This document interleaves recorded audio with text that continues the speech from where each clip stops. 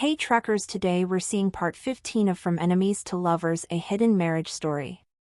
Let's dive into the video. Late at night, at Platinum Palace.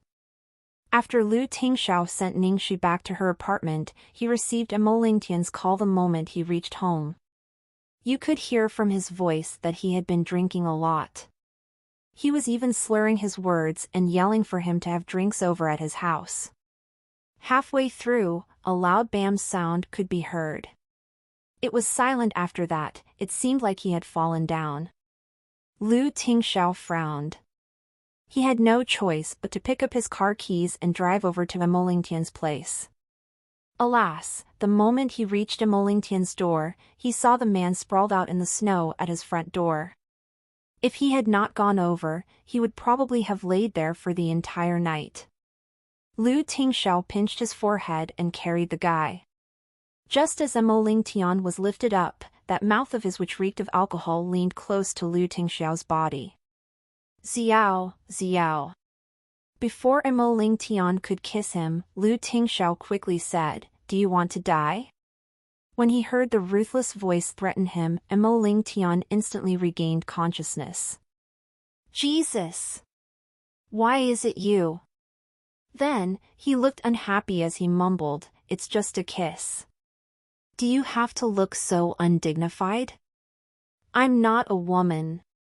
Lu Tingxiao loosened his collar and looked impatient as he helped him into the house. Mo Lingtian flopped onto the sofa like a dead fish, his eyes staring listlessly at the chandelier above him. "Lu Tingxiao, you know, I like Xiao." Lu Tingxiao looked at him, not saying anything. Vist and Velben, CM for new updates. This is just nonsense. That year, I retired from the military early for her, afraid that when I was not around, she would be snatched away by you. Sadly, the truth is, even if I never left her side for a second, even if I chased her all the way abroad, she still wouldn't be mine. That year when Guanxiao had gone abroad with her family, he had immediately organized a transfer and had stayed for 3 whole years overseas.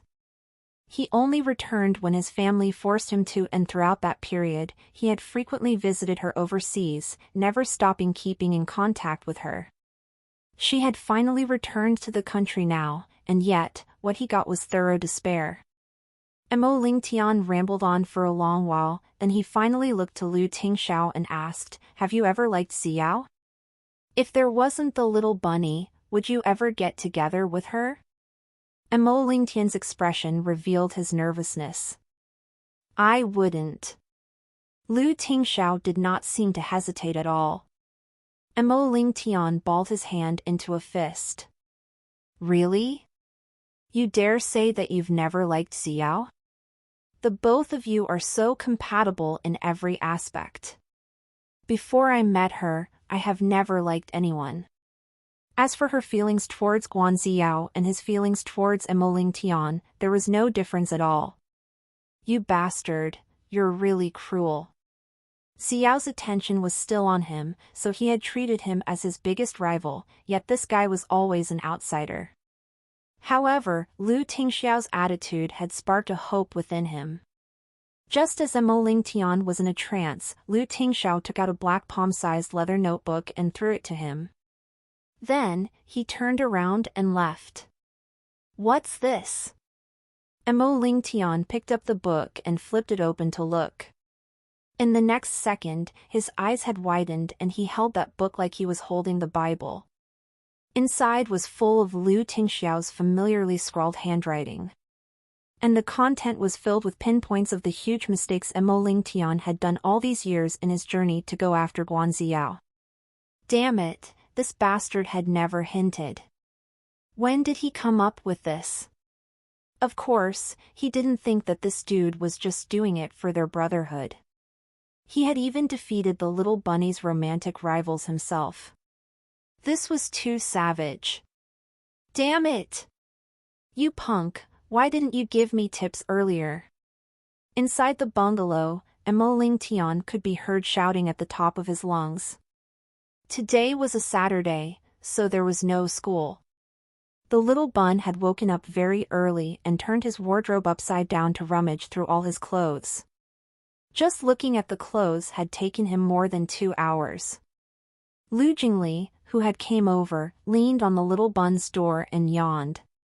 "My dear, why are you slower than girls when it comes to changing clothes? Also, what does the post-its on your clothes mean?" For every set of clothes the little bun had rummaged out, he had stuck a post-it with numbers written on them. He was confused and could not understand the little guy's thought process at all.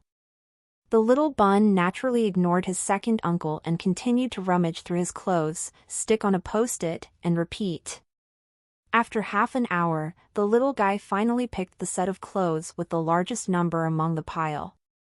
As he watched Little Treasure change into a handsome sapphire blue tuxedo with satisfaction all over his face, Lu Jingli's mouth twitched.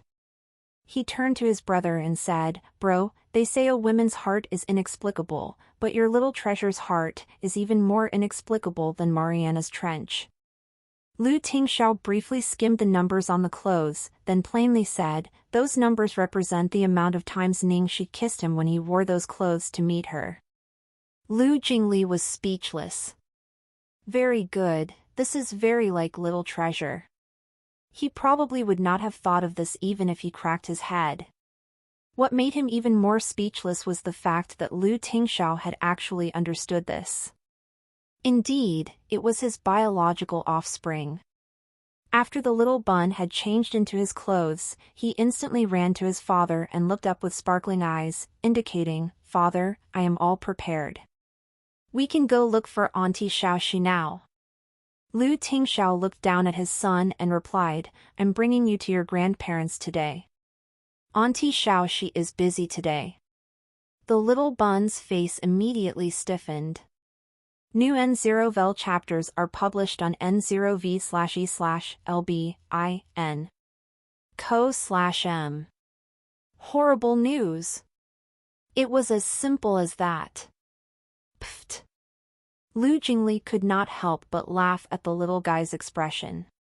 "Bro, you're too mean to your son.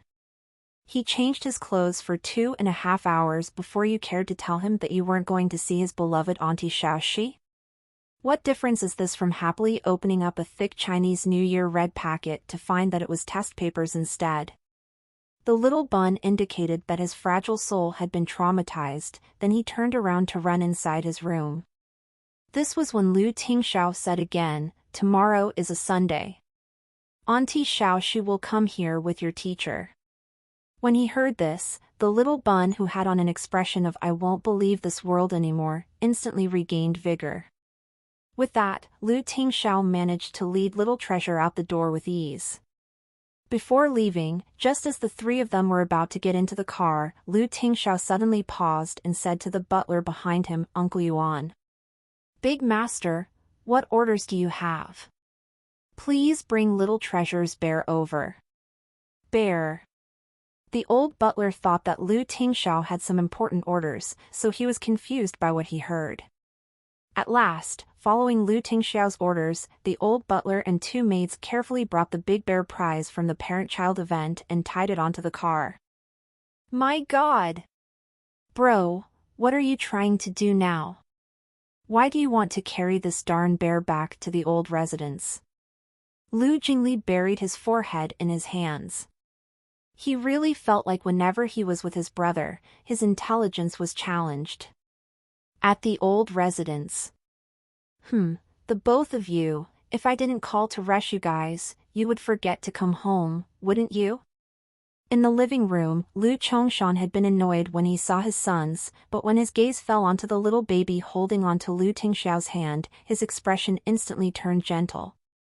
"Little Treasure, you're here." Yan Rui did not pay any attention to her sons at all. She immediately ran to Little Treasure.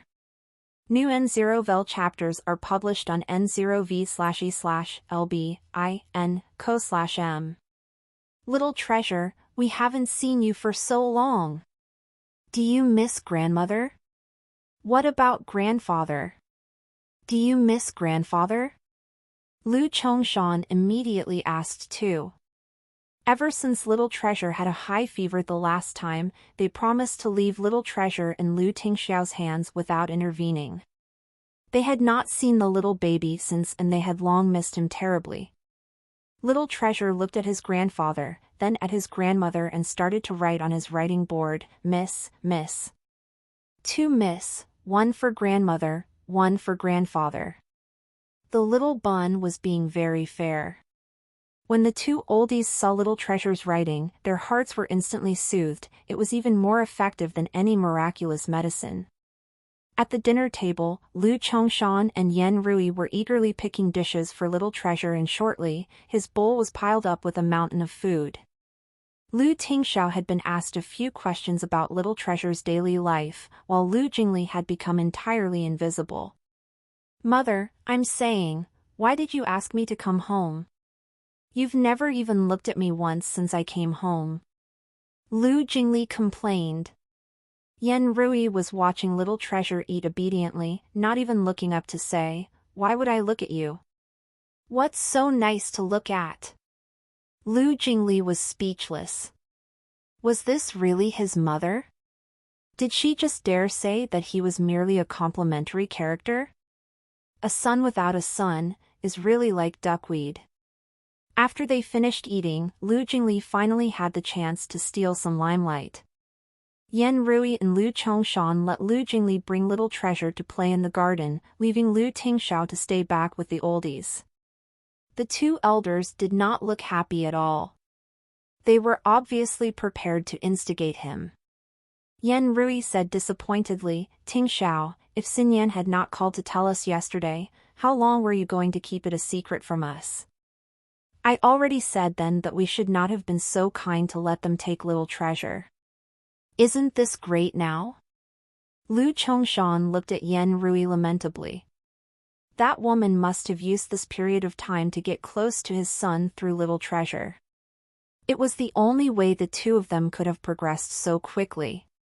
Can you blame me? Little Treasure was already like that at that point.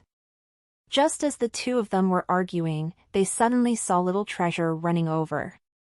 Along with him, he had a huge, furry teddy bear with him. Lu Jingli popped his head from behind the bear and said, "Oh my god, this is so heavy. I'm so tired. This is..." Lu Chongshan and Yen Rui looked at each other, confused.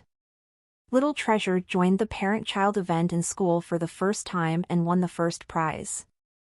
It's very memorable to him. He wanted to bring over to show grandfather and grandmother, answered Lu Tingxiao carefully. The moment he told them that, the 2 elders who had been upset earlier instantly looked over the moon. "Ah, really? Our Little Treasure is so awesome. And even brought here especially to show grandfather and grandmother." Lu Jingli had nothing to say. Good, now he finally knew the use of this bear. Father and mother were obviously prepared to instigate him after knowing he was dating Ningxi. At last, before they could ask anything, they had been thrown a bear. During the whole time they were apart from the little bun, Yen Rui had restrained herself from seeing Little Treasure out of guilt while Lu Chongshan was waiting with an attitude of "I don't care, I want to see what you will turn Little Treasure into." At last, they never expected that Little Treasure would turn out much better than they had imagined. They could obviously see that the Little Treasure had regained some chubbiness and his energy had returned. They were most worried about whether he would not fit in or would be bullied by other kids in school for not speaking, as that would cause him to even more withdrawn. However, that turned out to be fine. The both of them were so immersed in the joy of Little Treasure fitting into school life, thus they had forgotten all about the serious business with Lu Tingxiao. After the father and son had left, Yen Rui could not help but exclaim, "The 2 of them have already progressed to such a stage. What can we do now? How about I just look for Ningxi directly?" That is a weak plan. You know your own son's personality. To mess with that girl is the last resort. The best plan is to get your son to change his own mind. Then, do we just watch and do nothing? Initially, I thought this girl would understand. Who'd have known I still judged her wrongly? If she wasn't really going after anything, why would she still progress with Tingxiao to this stage? What are you panicking about? It's just a dating relationship. How secure do you think such a relationship would be? Maybe after they've gotten together, the honeymoon stage will pass and they will break up by themselves. Besides, Xiao is back and your son isn't blind. Would he not know how to choose? Lu Chongshan revealed a rare smile and looked relaxed. Right, Xiao. There's still Xiao. Look how silly I am being. Yan Rui felt instantly calmer and she rejoiced. It's a good thing Xiao is back in time. That child, I have watched her grown up.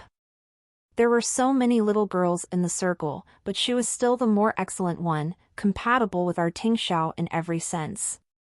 If it wasn't because her family had suddenly moved away 7 years ago, the two of them could have been together by now and I wouldn't have to worry so much.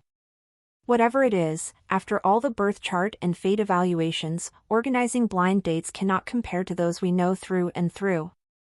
This is the rationale. Besides, they're both not married, so it is still not too late now.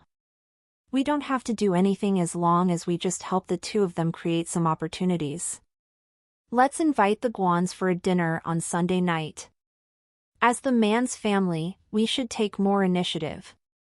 At the same time, we could ask if their family is interested. Yan Rui immediately suggested. No need to ask, Guan already called me much earlier. Based on his tone, he definitely has the same thought as we do. Lu Chongshan sounded delighted. Yan Rui beamed with satisfaction. That's great! Then, I will call Tingxiao now. Yan Rui swiftly made a call to her son. Hello, Tingxiao. Mother, did something happen? I forgot to tell you today, your Uncle Guan and his family has returned, did you know? Go make reservations at a suitable restaurant and find a suitable time to invite them to dinner to welcome them home. Yan Rui tried her best to speak levelly. Okay. Yan Rui hung up and Lu Chongshan quickly asked her nervously, how did it go? Our son said okay. He agreed. Yan Rui was very excited. Lu Chongshan looked smugly at her as if he had predicted this. See? I told you. Hey, if this is successful, then it will take a huge load off of my mind. At the same time, in Spirit Studio. On the sofa, Ningxi was skimming through the studio's monthly accounts, looking solemn. $300,000 of her capital had been depleted by half and the studio was still not profiting. Gong Shangze felt he was to blame. I'm sorry, boss. I'm not good at marketing. Even though they had won a very prestigious award, the current market seemed to be entirely taken over by history. Plus, history was secretly blocking their orders. Ningxi was obviously aware of this fact. After all, a fashion studio was not only about designs, they could not miss out on the elements of development, design, production, and sales. Based on our studio's current situation, even though there is a positive correlation between small self-operating boutique models and profit margins, the investment is too huge and the need for human resources was high too, so it was obviously not very suitable for us, pondered Ningxi. Gong Shangze nodded in agreement. Yes, what is most suitable for us now is still the model of selling on commissions, and the most important prerequisite of this model is that our brand must have enough persuasion power and a good reputation. Or else, who would choose their Spirit Studio brand for commission distribution? Before this, they had taken the key steps to prove their capability. Now, what they needed to do was to exhibit that capability to attract agents. So, now what we need the most is a prominent figure to advertise our brand. Sadly, now I'm not very famous, or else we could save so much on advertising fees. Shangze, do you have a suitable candidate? Ningxi sighed. For example, how did the clothes in ancient times trend? It was when a certain concubine or even the queen in the palace wore a certain material or style of apparel at a national country's banquet and amazed everyone. It would then start to quickly pick up in popularity among the dignitaries all the way to the commoners. This was called star power. Gong Xiangze hesitated to say a name, Qin Xingyue. Qin Xingyue. Ning Shi mumbled to herself. She knew who Gong Xiangze was talking about. As one of Imperial's most influential socialites, she had multiple roles as a model, a famous blogger, a publisher, and a fashion retailer.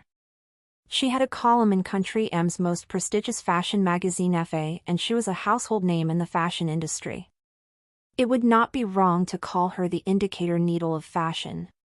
If they could get her to like their clothing and let her wear Spirit's apparel for the upcoming fashion week, that effect would definitely be better than any celebrity advertising for them. Most importantly, Spirit was a high-end brand, so their starting point definitely had to be cool. If the brand had taken off with smaller celebrities or even gone viral on the internet, it would be hard to raise the ranking of the brand later on. This step was vital. What we can think of would naturally be something others can think of too. There will definitely be many people looking for her this time, and I have tried to contact her previously, even personally going over to her office, but I couldn't even meet her. Gong Xiangze said this looking helplessly at his boss. Don't rush. You focus on your designing, I'll come up with something. If we really can't take this route with Qin Xingyue, then we'll just think of something else. After she left Spirit Studio, Ning Shi started her car and was prepared to make a trip to the company herself. There were indeed many people waiting to meet Qin Xingyue. Ning Shi waited from evening till late at night, while everyone who waited around had slowly lost patience and left. At last, she was left alone, but she still did not see Qin Xingyue. Vis sit en velben. CM for EU ovals. Initially, she had refused to not give up and wanted to try her luck, but rationally, not meeting her was within expectations, so Ning Shi was prepared to go home. At the car park, after she got into her car, she was just prepared to start her engine when she had an unexpected harvest. She was sitting in her car when she spotted a man and a woman arguing not too far away. The woman was very tall. She had short hair with a sharp cut and she wore wide-legged pants with a large coat. She had phoenix eyes, a tall nose, defined facial features, and an extremely good figure. It was the person she had been waiting for, Qin Xingyue. As for the handsome man donning a gray tuxedo opposite her, it looked a bit like her husband. The two of them were yelling very loudly, so Ning Shi could hear everything clearly from inside her car. Yan Juan Hao. God damn it, are you crazy? You want to divorce me for a prostitute? Qin Xingyue glared at the man across her in disbelief. The man looked horrified. Xingyue, I have told you many times. Xiao Rou is not a prostitute, she's a very nice and clean girl, so please stop insulting her. You're saying that I can't even compare to a girl who busks in a bar? Why? I need to know the reason. Give me a reason. Xingyue, without me, you can continue your comfortable life, but she's not the same, she only has me, she needs me more than you do. Ha! This is too funny, you're telling me that because I'm too strong and can care for myself, so I deserve to be ditched? Inside the car, Ning Shi was tongue-tied. Indeed, in this case, the late bird gets the worm. Who knew that she would unexpectedly learn such a huge piece of gossip? No wonder Qin Xingyue did not want to meet anyone. She had marriage issues. This could be a very good breakthrough. The two fought for a while before separating unhappily. The man closed the car door and drove off without looking back. Qin Xingyue, who had still been arrogantly scolding the man, instantly slumped onto the floor after he left. She looked vulnerable and wailed to herself. Long gone was the vigor from before. Ningxi quietly got down the car and walked to Qin Xingyue. I'm so sorry, Miss Qing. I have to disturb you for a bit, I'm from Spirit Studio. Get lost. Qin Xingyue immediately scolded. Obviously, she did not want to be disturbed.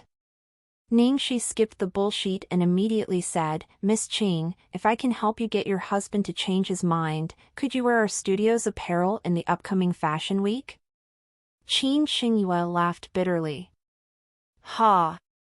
You can make my husband change his mind? If you can, don't talk about clothes. Even if you want me to wear a gunny sack, I would. UW evils up tes on nov/l/bi.com. Miss Qing, I'm serious. As long as you let me know the concrete situation of that woman and the details of how she knows your husband, give me 3 days and I can guarantee that your husband will be crying his way back to you while hitting his mouth to beg for your forgiveness. Qin Xingyue was in the pits at that moment. She did not want to hear any more crap from this woman who had randomly appeared.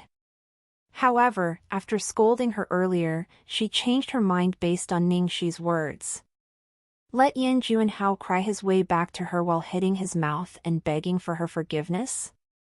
This was something she had dreamed of.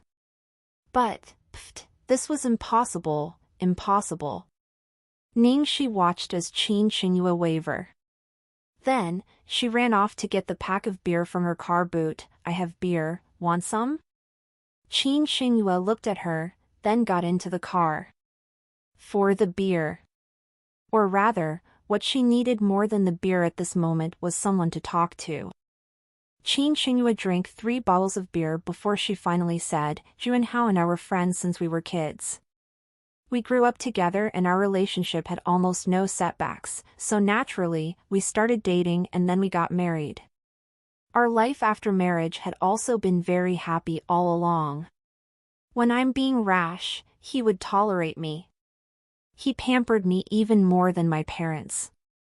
Usually when he had to entertain clients, he would also only just put up a facade and never overstep boundaries.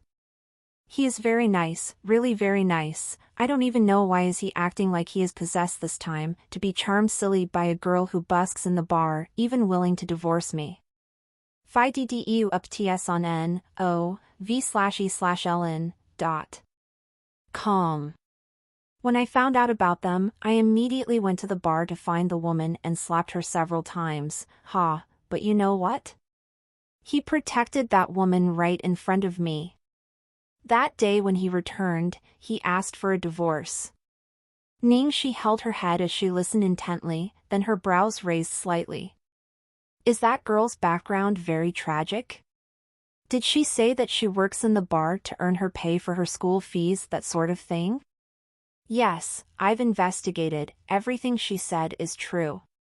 Maybe, she is indeed a nice girl, could it be that I'm just too evil?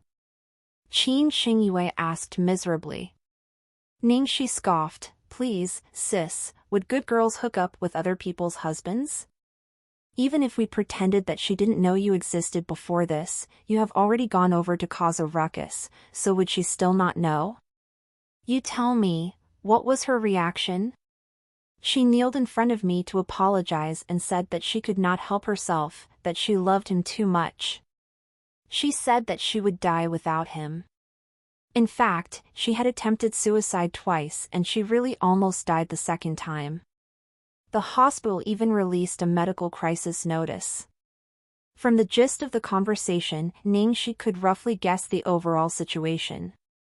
That girl must come from a tragically wretched background and was probably still a student. Then she said that she came to work at the bar to save money for her school fees and medical fees for her family. It must be that sort of sob story. Qin Xingyue's husband, on the other hand, was probably an egoistic man with a sense of justice, and perhaps he had some kindness in him. After he had gone to that bar for client entertaining, he continued to get that girl to serve them, then the two of them started to get close. After they got close, that girl must have treated him as her savior and even relied upon him and worshipped him like a god. Even though the plot was old, it was still a classic, most fitting to use against men like Yan Juanhao. Besides, the opponent was a savage character who had even given up her life. Okay, understood. This girl seems to even more capable than I thought. 3 days might not be enough. How about a week? I will return an obedient husband with a clear head to you. Qin Xingyue looked at her, perplexed. I don't know, where's your confidence coming from? I've used all the soft and hard ways but none of them worked. When I did it the hard way, she would attempt suicide. When I used the soft way to advise her, she would immediately kneel and kowtow to beg me without another word. My husband and I, our relationship has reached its tipping point. I really don't dare to do anything anymore. Don't worry, I won't be reckless. I won't do something that will hurt your husband and that woman. Of course, I will not even affect you. However, if I succeed, would you definitely be willing to wear our studio apparel? This was the question she was most concerned about. I've said so, no matter what you let me wear. Okay, then, it's a deal. After Ningxi left, Qin Xingyue held Spirit Studios' name card in her hand and felt that she must be going crazy. She had actually simply believed a stranger's words and had even held on to a glimmer of hope. The next day at Platinum Palace, Ningxi led Tang Ling to the house the first thing in the morning. They had just reached the door when they saw that Little Treasure was already waiting for them. When she saw Little Treasure, Ningxi forgot about Tang Ling and ran straight to him with open arms. "Ah, Little Treasure, my baby. I miss you so much. Quick, give me a super big kiss." Little Treasure's eyes shone like the morning sun as he ran over and gave Ningxi a kiss on the cheek. Ningxi naturally returned the kiss happily. On the side, Tang Ling looked at the delicate little doll in front of him and was stunned. My God! Is this Lu Tingxiao's son? This little guy is actually so cute. This is illogical. No wonder he kidnapped you too. Ningxi glared at the shocked Tang Ling. The first rule of being a teacher is no vulgarities. Then, she held Little Treasure's hand and introduced him in a gentle voice. Little Treasure, come here, this uncle will be your teacher. You will learn how to protect yourself, understand? Little Treasure blinked, then nodded earnestly. Also, if you don't like anything about this teacher, or if he's bad at teaching, make sure to tell me too, I will change to someone else for you. Okay. Enough of the crap. If I don't teach well, then no one can teach well. Tang Ling had initially been indifferent about having a student, but the more he looked at the little glutinous rice ball, the more he felt antsy. He wanted to just snatch Little Treasure and start talking to him. Dear student, let me tell you, the most important thing about fighting is to never let yourself be at a disadvantage. If you really can't fight him, kick his balls, or just kiss them unexpectedly. Hey! Tang Ling! What are you teaching? Ningxi kicked him and said, watch me kick your balls till they explode. Once she said that, Ningxi suddenly took precise, small steps. She walked unusually gentlewomanlike to the devil and cooed, Big boss, you're awake, have you eaten your breakfast? When he saw Ningxi's 180-degree change in attitude, Tang Ling almost puked blood. Have you prepared what I told you to? Lu Tingxiao patted the girl's head and then looked at Tang Ling to ask. Prepared. Boss, please go through them. Tang Ling quickly delivered a document folder to him.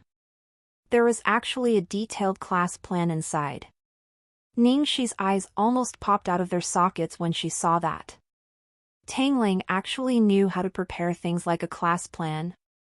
Obviously, the two of them who were usually wild and reckless were completely obedient in front of the devil. Big boss, you and senior brother discuss first.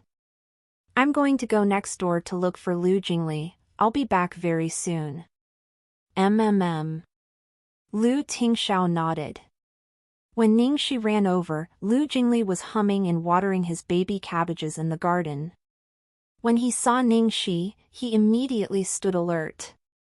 You, what are you doing? Want to steal my vegetables again?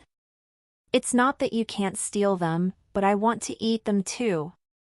Ningxi felt her mouth twitch. Who's here to steal your vegetables now? Can't I have some official business to talk to you about? Lu Jingli looked at her in alarm. What official business would you have? Ningxi hopped over and clung to his arm like he was her bro, my dear koi fish king. Hook me up with a girl, please. Lu Jingli was speechless for a moment. What did you say? Lu Jingli contemplated her in disbelief. What did you say? Help me hook up with a girl. Ningxi repeated herself. F0 low new hapters at nov/el/bin/.com. Bro, sister-in-law is interested in a girl. And she even wanted me to hook her up with one. Bro, come quickly, the protective Lu Jingli immediately shouted to the garden next door. Ningxi's eyes flew wide open. Damn it! Lu Jingli, what are you shouting for? Since when did I ask you to hook me up with girls? You just said so yourself. Lu Jingli got fired up at her sense of righteousness. My God! I'm saying that I want you to help me hook up. Pfft, wait no, I mean that you. Lu Jingli ran as fast as an arrow towards the fence and shouted, Bro, she's hooking up with girls behind your back again. This time, she even asked me to help her. Obviously, I rejected her and I came to report to you right away. Ningxi was speechless. Why don't you just evaporate? At last, Ningxi had no choice but to explain the whole situation. She turned to shoot a look at Lu Jingli. How does your freaking brain's thought process go? For you to understand things in such a way? Can you blame me? It was only because you have too many past records that I naturally misunderstood. Lu Jingli mumbled. Yan Juan how? Lu Tingxiao looked thoughtful. Yeah, his family background, looks, and figure are all good. That girl will definitely not let go after hooking up with such a stellar man. A normal person would be of no use to hook up with. I wanted to put on my male disguise to take action myself, but I lack the identity and the reputation. Besides, that woman is very alert, so she definitely would be wary of such a thing. I think only with Lu Jingli's help, the plan will be flawless. Ningxi analyzed. I'll say, you have a good eye. With me making the move, of course, the plan will be flawless. But why would I sacrifice my body to help you? You're putting me at a disadvantage here. Who's asking you to sacrifice your body? I've written the script for you and I guarantee that she would not touch you at all. Lu Jingli looked suspicious. How could that be? Is that woman so stupid? She would get hooked on without a single benefit? That would depend on whether the bait is tempting enough or not. Ningxi stroked her chin and looked cunningly at Lu Jingli. Lu Jingli felt like he was being stared at as though he was a fat piece of meat on the chopping board. Then, how do I benefit after succeeding? We're all family. Do you still need incentives? Right, big boss? Ningxi went over the fence to squeeze Lu Tingxiao's arm. Lu Tingxiao replied, One family. Lu Jingli instantly looked wronged. Hey! You're too shameless. Bro, how can you just watch her sell me off? Io, don't worry, I'll get your brother to close his eyes. Lu Jingli had no words left to say. As she watched Lu Jingli's miserable expression, Ningxi patted him on the shoulders. Okay, How could I not give you an incentive? As long as you help me get this done beautifully, I will prepare a feast for you. Really? Don't lie to me. Why would I lie to you? Your brother's here as a witness. At last, Lu Tingxiao said with a poker face, 1 dish of pork ribs with glutinous rice. A feast would be too tiring. Hey! Am I only worth 1 serving of pork ribs with glutinous rice? Enough. You help me settle this. When I reach the peak of my life and I marry your brother, become your sister-in-law, I will still cook you anything you want to eat next time. Something's not right here.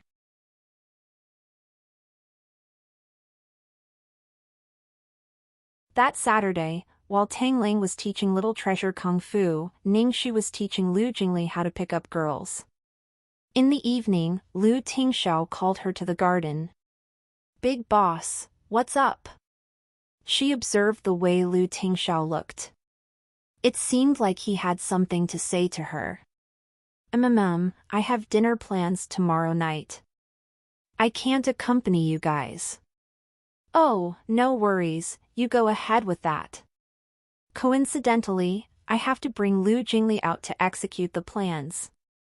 It's with the Guan family, Lu Tingxiao reported.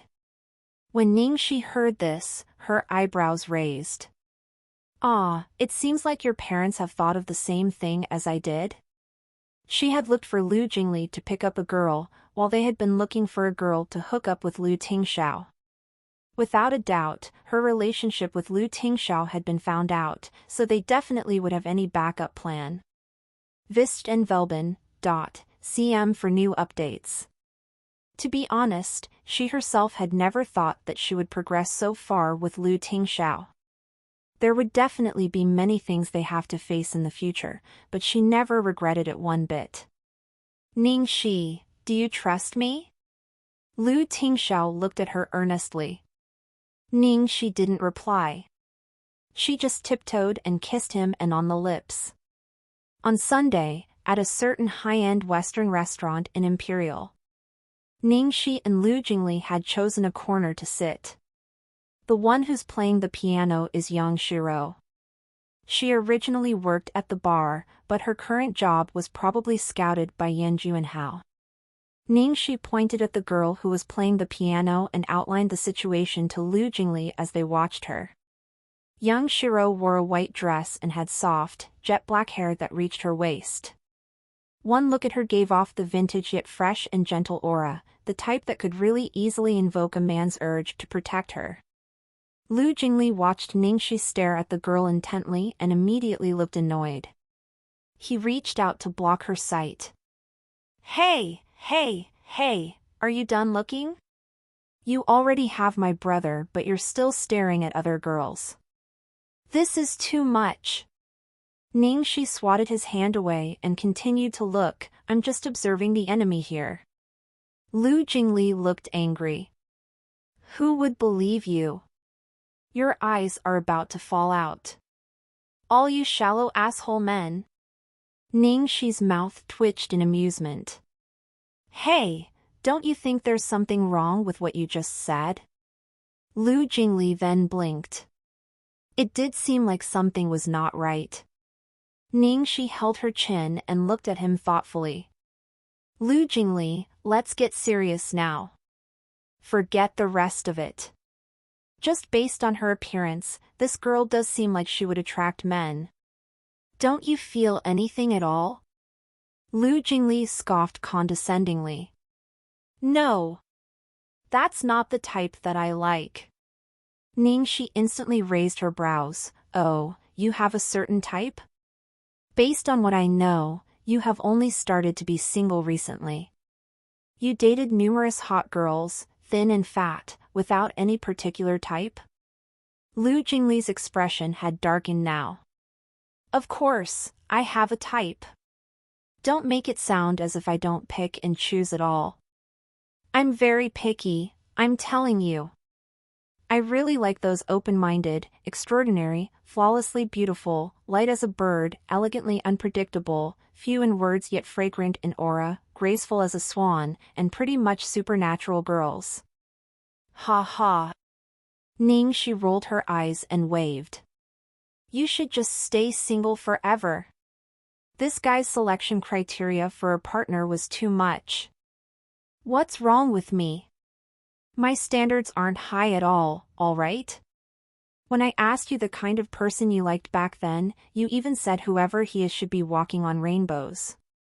Lu Jingli scoffed, then suddenly thought of something and stared at her. Right, I suddenly thought of something. Why didn't you get my brother to come hook up for you? He would be an even more convenient option, so you wouldn't need 7 days. Just a wink would be enough. You only know how to order me around. Ningxi looked at him like he was an idiot and said, Duh. Your brother is taken and I forbid it.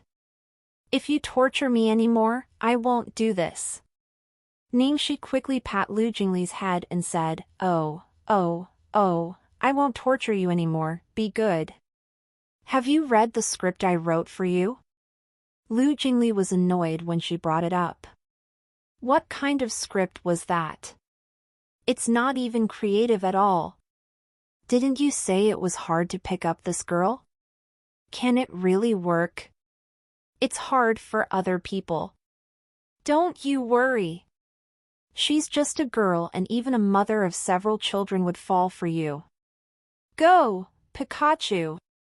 Ningxi chirped as she slapped Lu Jingli on the shoulder and finally pushed the rambling guy off to get the job done. On the stage, Yang Shiro was playing the piano. Ningxi had given Lu Jingli a single reserved and low-key stalk of white rose to represent purity and innocence as he walked towards Yang Shiro on stage.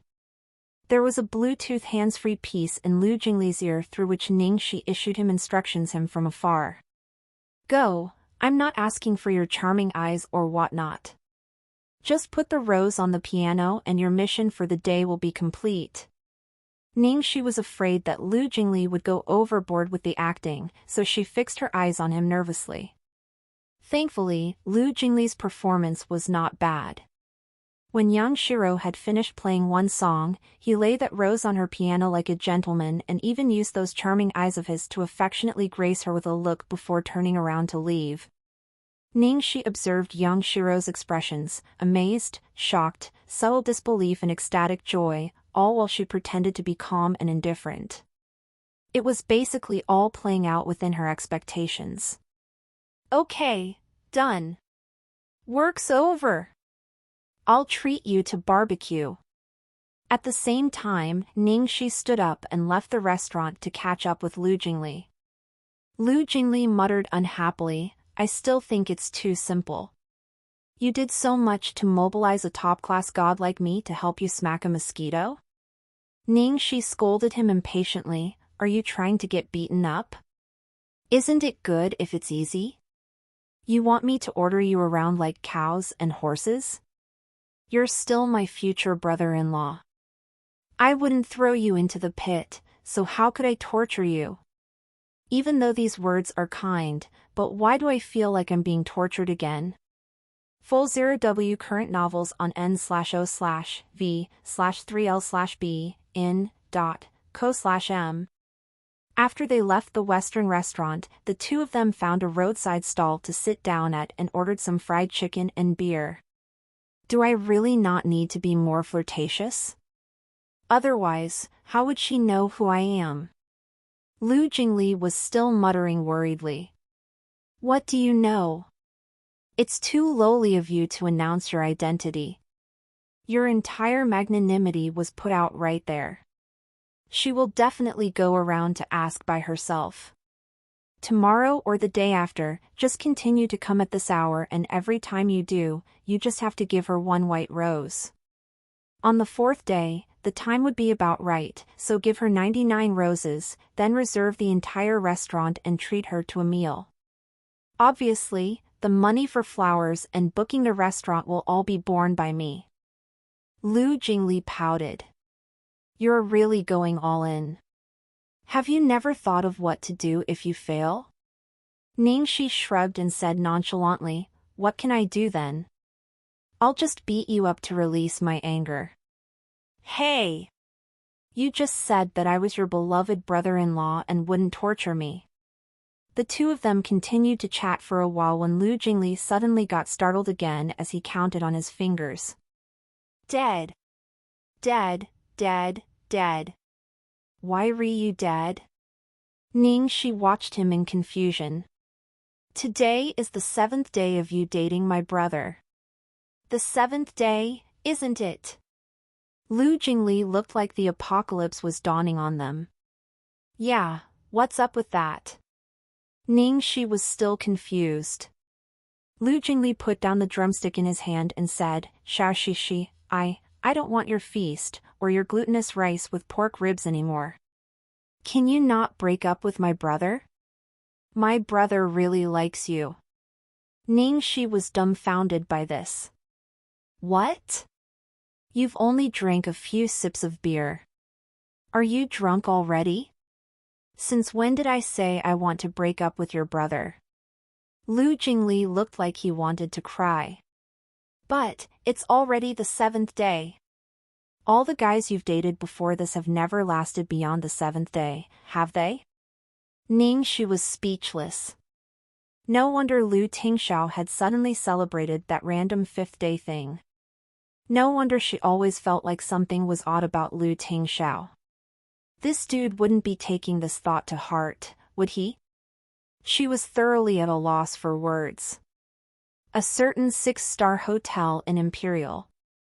Guan, my brother, long time no see. Lu Chongshan passionately went up to shake the man's hand. Guan Rui was also all smiles and he laughed, Bro Lu, we haven't seen each other for so many years. You haven't changed much, still as young as ever. One look and I know you haven't been worrying.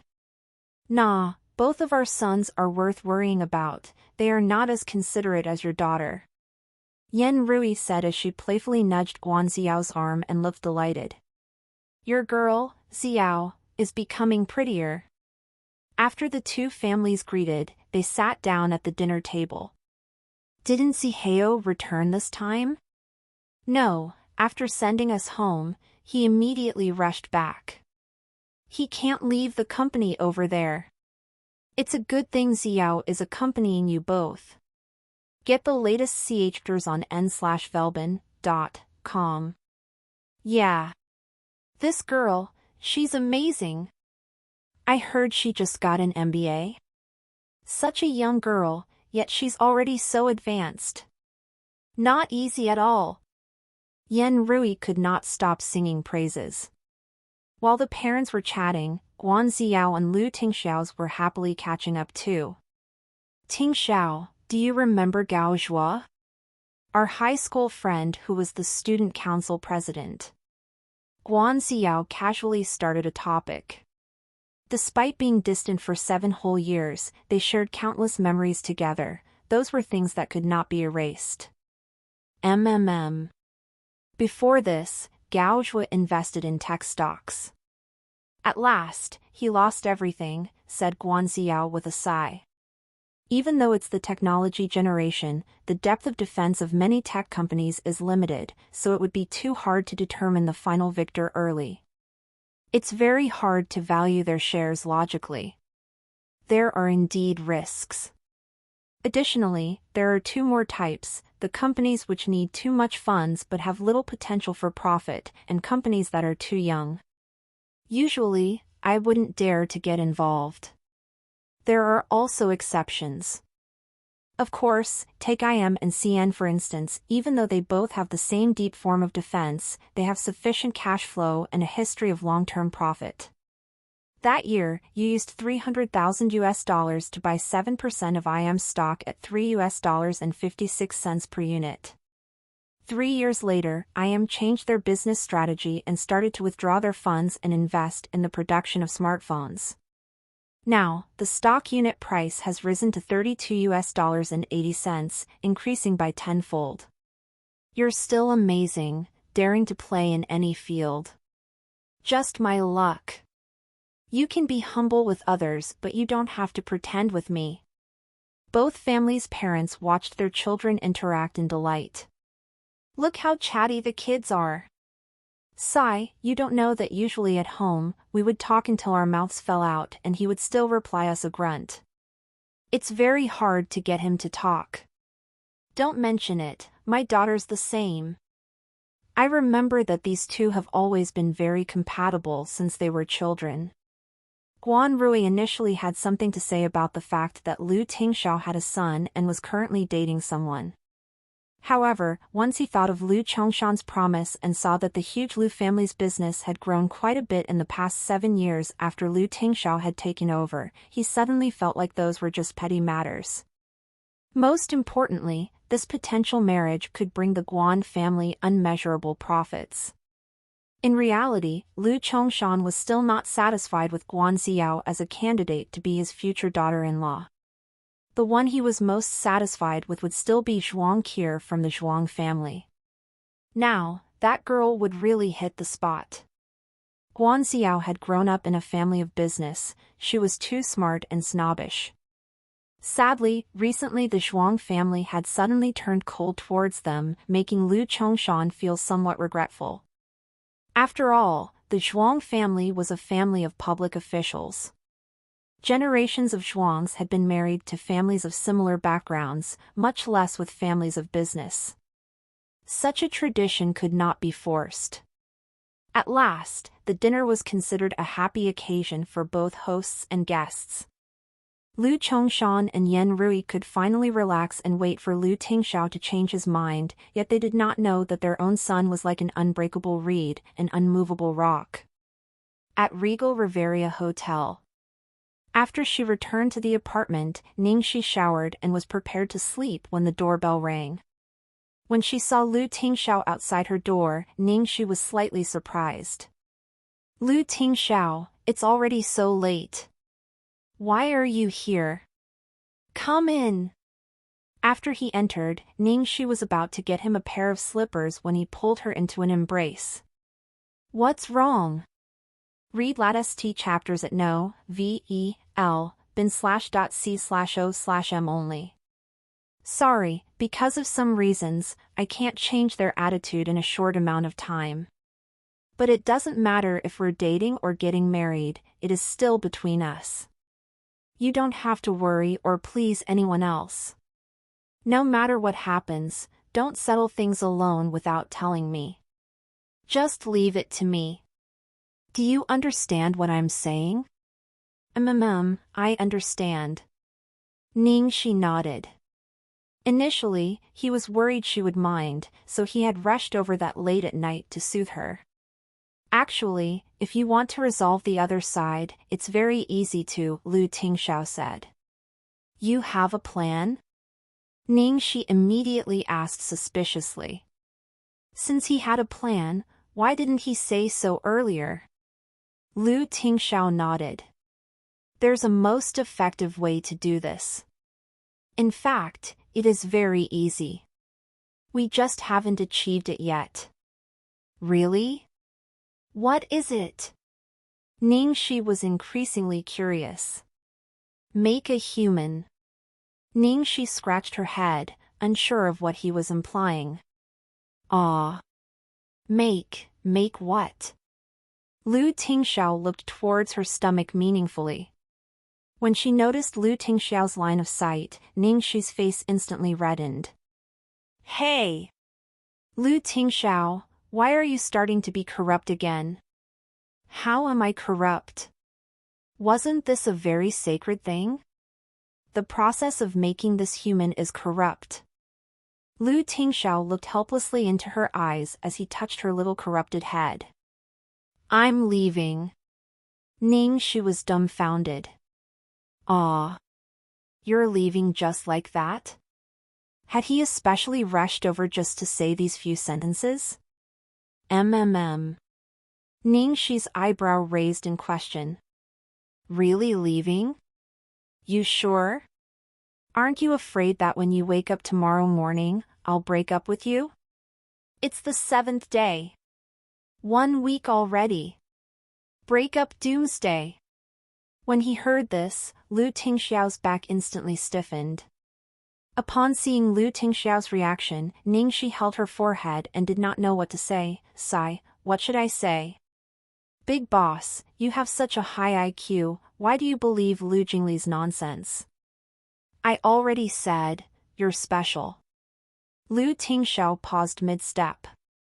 Which part of me is special? All of you is special. Ningxi said.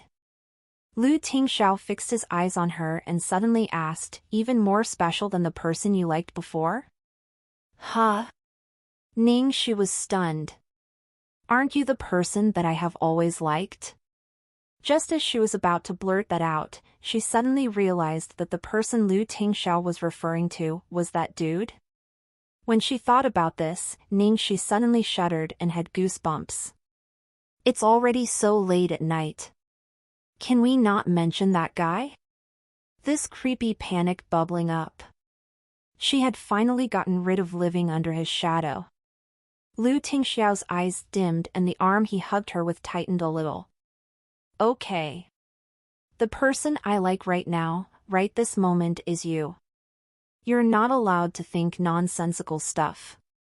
Stay tonight, so that when you wake up first thing tomorrow morning, we can celebrate our 8th day. Ningxi suggested happily. Okay. As they lay in bed at night, Ningxi could not fall asleep. She got up and leaned on her elbow to look at him. Lu Tingxiao, the world will be released in a few more days in Imperial. Will you go watch it?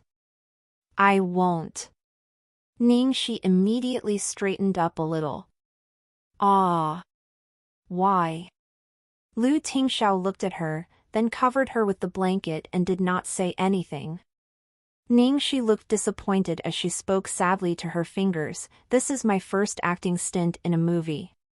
In fact, it's the first one after I was picked by you to come over, the boss himself, so it's very meaningful.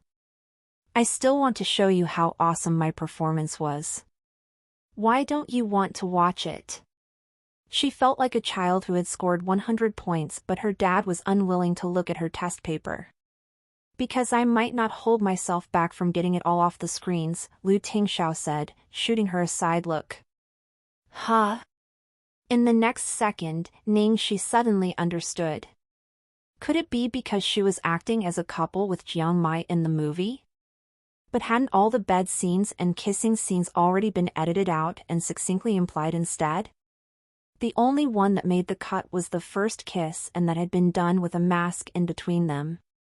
Even that couldn't do? Get it all off screens, how scary! Ariad updated estirise at n//vel/bin.com. Big boss. Please don't watch it. Ningxi changed her mind. They had been together for quite a while, so Ningxi did understand his feelings a little. Lu Tingxiao was not as harmless as he looked. On the contrary, he was someone fearfully possessive.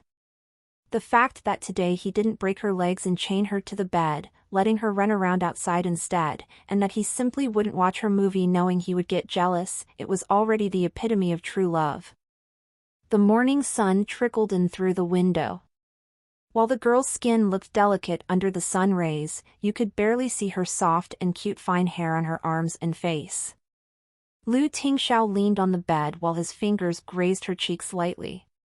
Before this, his heart had been tensed up but now, he could finally relax. Since they returned from DC a week ago till now, he could finally confirm that this girl in front of him was really officially with him. Ningxi woke up with the rest of the world and the moment she opened her eyes, she was met with a godlike handsome face, a delicious-looking one. She was immediately in a good mood as she rubbed her cheeks against his fingers, then she hugged him like a koala and said in a dazed, sleepy voice, Big boss, you're awake. Good morning. Morning. The blanket was so warm and comfortable that Ningxi subconsciously fell asleep again. Moments later, she suddenly opened her eyes. Say, you left little treasure alone at home again. Is that okay? Wouldn't little treasure be angry? No, I'm on official business.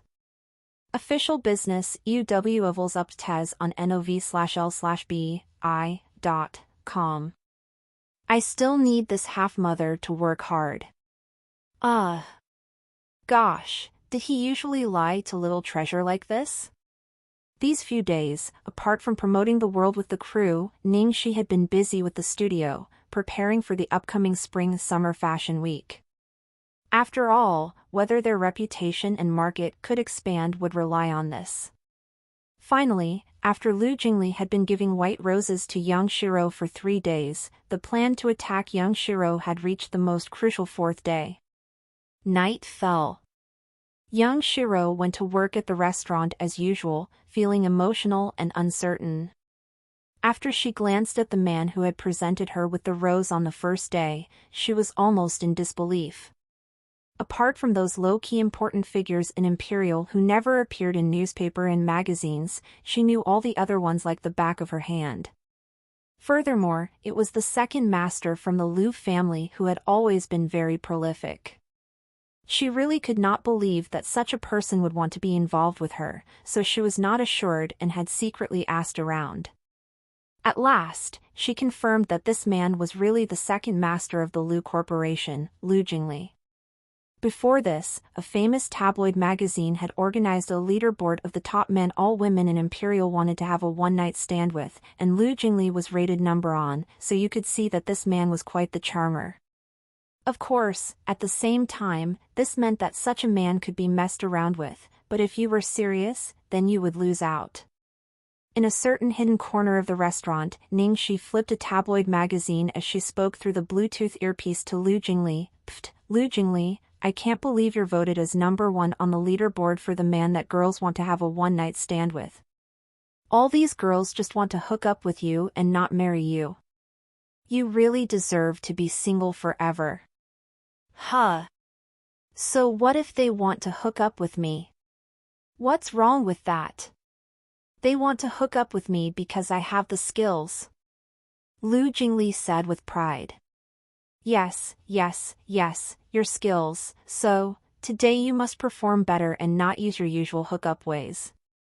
Don't let Yang Shiro feel like you're just messing around. You must make her feel like you're really serious about her, that she's special, understand? I know, you've already said it 800 times, right? Isn't my brother on that leaderboard? Lu Jingli asked curiously. Ningxi looked surprised he should ask such a thing. Of course, he's on it. Your brother is #1 on the leaderboard for the man girls want to marry the most. Is this even a question? Oh! This makes me so angry. Ha ha ha ha. Don't be angry now, Jiang Mai is voted as the #1 guy girls want to have as booty call. Doesn't that console you a little? Console, my ass. At least, a booty call gets more than a one-night stand. Okay. Yang Shiro is here, get ready, official business comes first. The restaurant door was pushed open. After Yang Shiro entered, she was at a loss. The entire restaurant was dimly lit, and there was no one inside. What was happening? Could the restaurant be closed today but no one informed her? If it wasn't open, then, she would not be able to see that guy today. She had tried very hard to tell herself to calm down, that even if he really took a liking to her, a man like Lu Jingli was probably only just doing this on a whim. However, deep in her heart was filled with silly temptation and a wild longing, she had still been touched by his actions. Even though she was from a poor family, she was born with a naturally good figure and pretty looks. Just with these, she had many men chasing after her. Of course, she would not be interested in just any common man. At last, she finally found a good opportunity and had caught Yan Junhas, a big fish, one that could help her get rid of her past and enter his world. Besides, it was not only his family background she was keen on. He was also handsome and treated her like a princess, fulfilling all of her wishes. So, she was determined that even if she had to die, she had to hold on to this opportunity. As for his wife, wait till she officially got married to him, then who would remember how she got together with him? However, after the white roses appeared, the greed and lust that young Shiro had suppressed deep in her heart had been awakened. A human's heart was filled with the most insatiable greed. Yan Juanhao was very nice, but she suddenly realized that there was someone better than him. She actually was worth more with her natural beauty. Once Pandora's box had been opened, she could not close it. This thought could not be taken back, and it had become even more hungry with the second and third white roses. Thus, even if she knew the danger behind it, her greed could not help but grow. The restaurant's unanticipated closure made young Shiro frown. She had fallen to the bottom of the pit at the peak of her anticipation, and anyone could. She was very disappointed. She was about to call the supervisor to ask, but just as she took out her phone, the dark restaurant had suddenly lit up and the super luxurious chandelier that was usually reserved for special occasions had been lit too. In the next second, she saw that under that bedazzling chandelier was a man. He wore a black tuxedo with a dark red tie, and from his left chest pocket hung a vintage pocket watch. On the inside, he wore a brown English vest and white shirt. With a big bouquet of white roses in his hands, he looked like a character who had walked right out of a painting. Predictably, young Shiro was entirely stunned, unable to believe her eyes.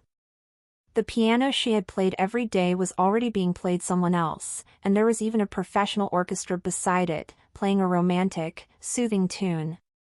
On the only table that had been lit by a candle were fresh flowers and exquisite dishes. She had just been feeling disappointed and down in the doldrums about not seeing this man today when he unexpectedly appeared in such a manner before her. The ecstasy she was feeling was about to make her heart explode. Just like that, her heart beat faster and faster as she watched him walk towards her. Then, he handed her the bouquet of 99 white roses. Young Shiro watched him, stunned, before finally calming herself and revealing a surprised yet confused and doubtful expression. "Mister, thank you for your flowers the past few days, but I still don't know who you are." "Nice to meet you, my surname is Liu. I'm very sorry that I acted so randomly, but after struggling in a dilemma for a long while, I still could not control myself from being impulsive. Who I am is not important. I really like the way you play, so maybe you can treat me as your fan. I wonder if I would have this honor to have you join me for dinner?" Young Shiro restrained her glee and hesitated for a few seconds before she hurled out her hand to accept the bouquet, pretending to be coy about his intentions towards her. "Mister, you're far too kind. I'm no professional. Playing the piano here is just a means of survival." Lu Jingli swiftly pulled a chair out for her while he fixed his gaze on her. "No, I'm not talking about the piano that's taken my heart, but the pianist herself." Young Shiro's heart skipped a beat. In the corner, Ningxi had been watching the scene play out with great satisfaction up to this point. However, she waited for so long and still did not hear Lu Jingli's next dialogue. Then, she saw this guy touch his hair. This hint meant that he had forgotten the words to say. Get latest double CHDers on nve.lbj/n.c/m. Ningxi then cued him, "I have never seen a girl like you before." Lu Jingli heard Ningxi's reminder and continued, "I have never seen a girl like you before. The first time I saw you, I could not tear my eyes away." Ningxi quickly cautioned him, "Lu Jingli, watch your body expressions. Don't act so calmly. Act like you're more nervous. Do you know what's the feeling of falling in love with someone for the first time? Act like she's your first love, okay?" Lu Jingli's face turned slightly gloomy. First love, my ass. Even though he had dated many times, he still didn't even know how first love felt. He was usually the one loved by others. If you really don't know, then just stutter for me, tighten your fingers, or accidentally push something over. It's the little details. Ningxi could only teach him step by step. It was a good thing that Lu Jingli was pretty good at understanding her tips. He immediately gripped the cup tightly, then drank a huge swig of wine. He looked nervous and started to say with a slight stutter, "I have met many girls before, but none of them have ever been like you. It really is very weird. I can't begin to describe what this feeling is, I think. Would I be able to understand if I moved closer to you?" I don't know what I'm saying either. Do you understand what I mean?" When she saw Lu Jingli, who had always been someone superior to others, act unexpectedly like a young, green lad discovering love for the first time, young Shiro's initial nervousness suddenly calmed down. She felt the satisfaction of having everything within her control. In fact, her conceitedness and confidence had been boosted.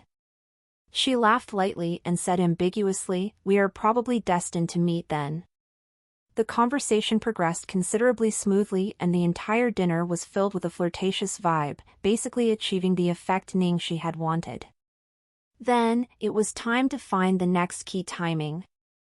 Usually after Yang Shiro finished work, Yan Juanhao would come to pick her up. Thus, when Lu Jingli suggested sending her home, Yang Shiro naturally rejected immediately, indicating that she had made plans with a girlfriend and wanted to wait for her to come over. So, Lu Jingli left first. Upto.dfrm no/v/e/lb in.co/m. When in reality, Lu Jingli did not leave at all. He waited in a dark corner instead. Very quickly, a Porsche drove over to the car park. Yan Juanhao got down from the car and walked over to pick Yang Shiro up as usual. He even kissed her lips affectionately before asking, "Was work tiring?" "Lu Jingli, time for you to take action. This performance is all about the eyes. You must pretend to be very shocked and so heartbroken that you cannot believe you have lost the love of your life. Be extra dramatic.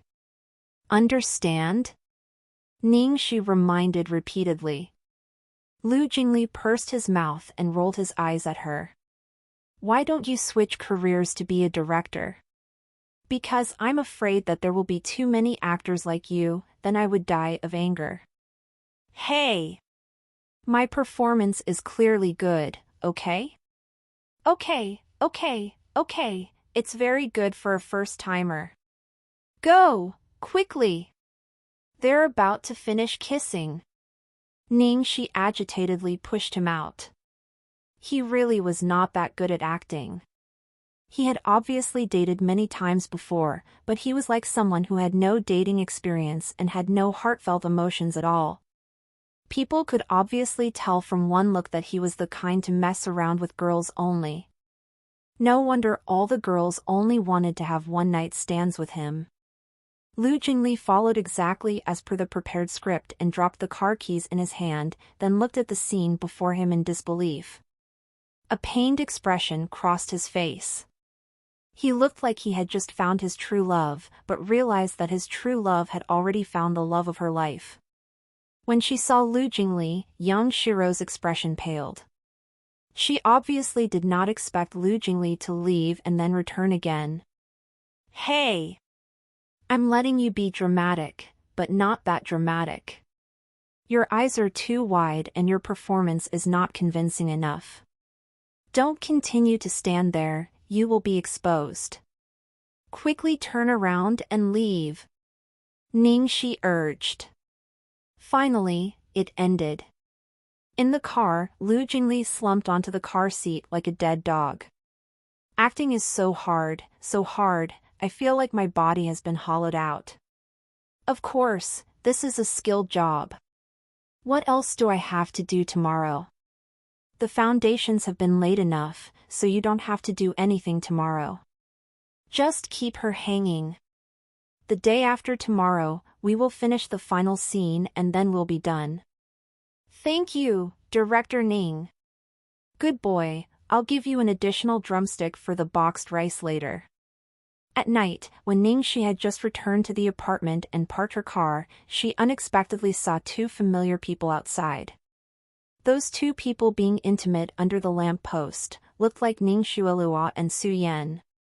Ning Xuelua already seldom stayed at this apartment. After history became popular, she had immediately bought a bungalow and rarely came back. Who'd have known she would meet them today? Suyen, my father said that after this fashion press conference, he will use the opportunity to suggest to my grandfather to let me enter the company. The last time father mentioned it, grandfather was already unhappy about it. This time, he said he is worried if grandfather would be even angrier since, after all, he seems to still be waiting for my sister. Ning Xuelua asked, distressed. How can that be? When grandfather sees how excellent you've been, he will definitely change his mind. Ning Xuelua sighed, actually, I don't really want to go. After all, with my identity, I'm in an awkward position. But I can't bear to reject my father. I have already rejected many times before this and I'm afraid that father will be disappointed. Besides, I do sincerely wanted to share the burden with my father and grandfather, but... Then, go. After all, you're entering based on your own capabilities, aren't you? No one will say anything. But, on sister's end, would she feel like I'm taking what belongs to her away? I really don't want to fight with her for anything or else, I wouldn't have started my own company. You, my dear, think too much. All of these things you have are well deserved. How can you say you've snatched it away from her? I've already gotten someone to send that dress for you to Qin Xingyue, so there shouldn't be any problem. Suyen, you don't actually have to do so much for me. Nonsense, you're my future wife. If I don't help you, who else would I help? In the blink of an eye, it was the last day of the agreement with Qin Xingyue. It was night time already and Ningxi was still at her wit's end. At last, Lu Jingli impatiently huffed, "Hello, there isn't much time left. You won't let me work for nothing, will you? I've already gotten someone to ask around." Young Shiro and Yan Juanhao have still been lovey-dovey these past few days. She has no intentions of breaking up at all. She obviously wouldn't break up with Yan Juanhao. Do you think she would stupidly ruin her plans before she can be sure that she can get you? Then, what do we do?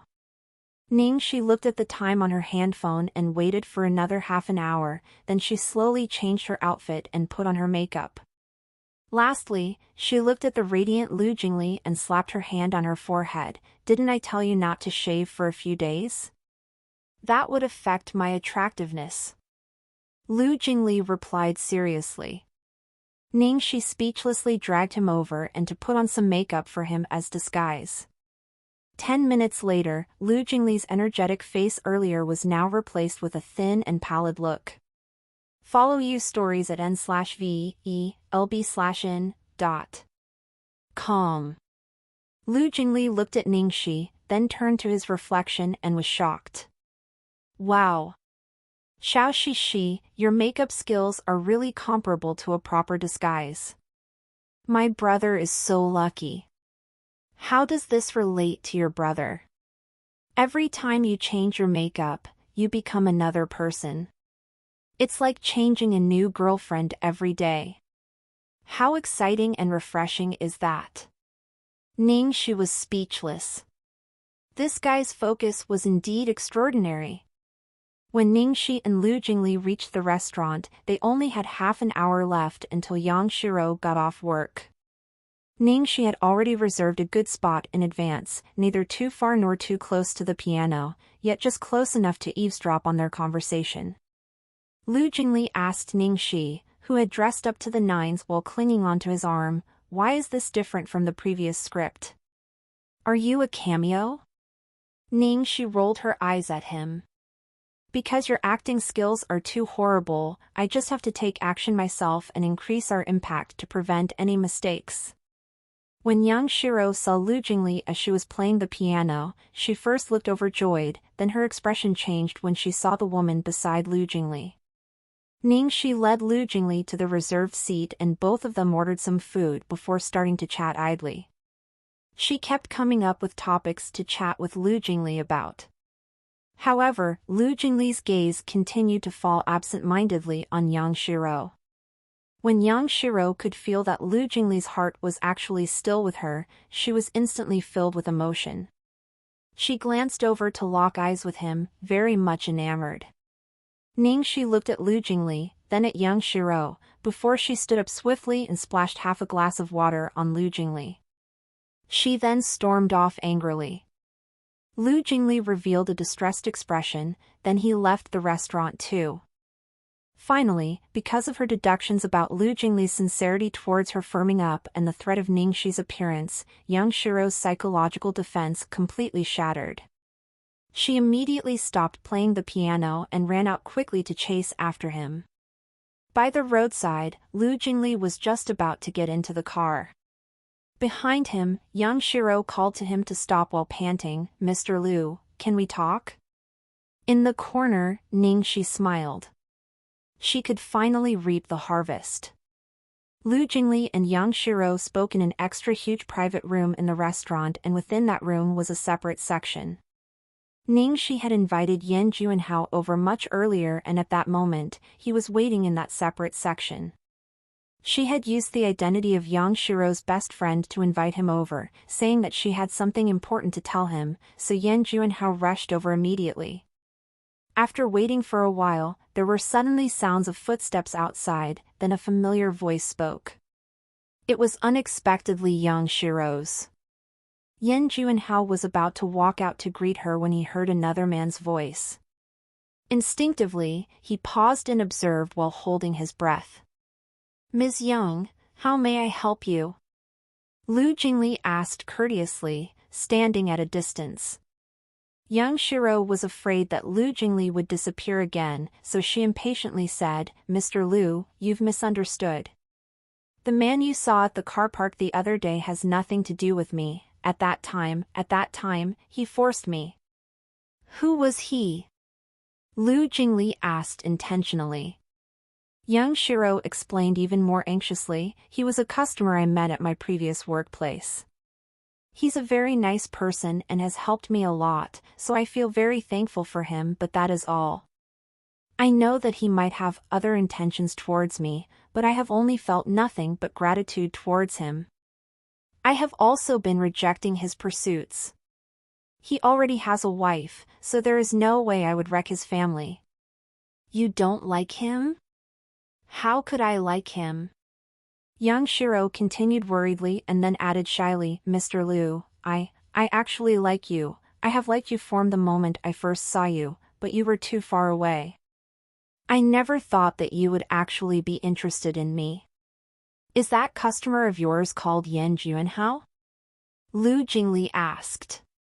Unexpectedly, Lu Jingli had already found out who the other person was. Yang Shiro's expression stiffened. Thankfully, she maintained her composure and said with a pained expression, "Yes, so you know as well. He has power and reputation.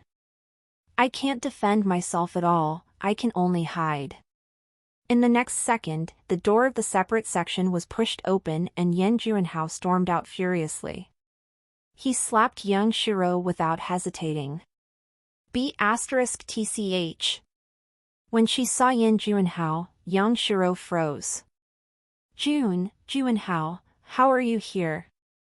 If I wasn't here, how would I know that you were such a cheat? *TCH. You always say that I'm your everything, that you would die for me. When she heard this, Yang Shiro's first reaction was to look nervously at Lu Jingli. "Mr. Lu, I can explain."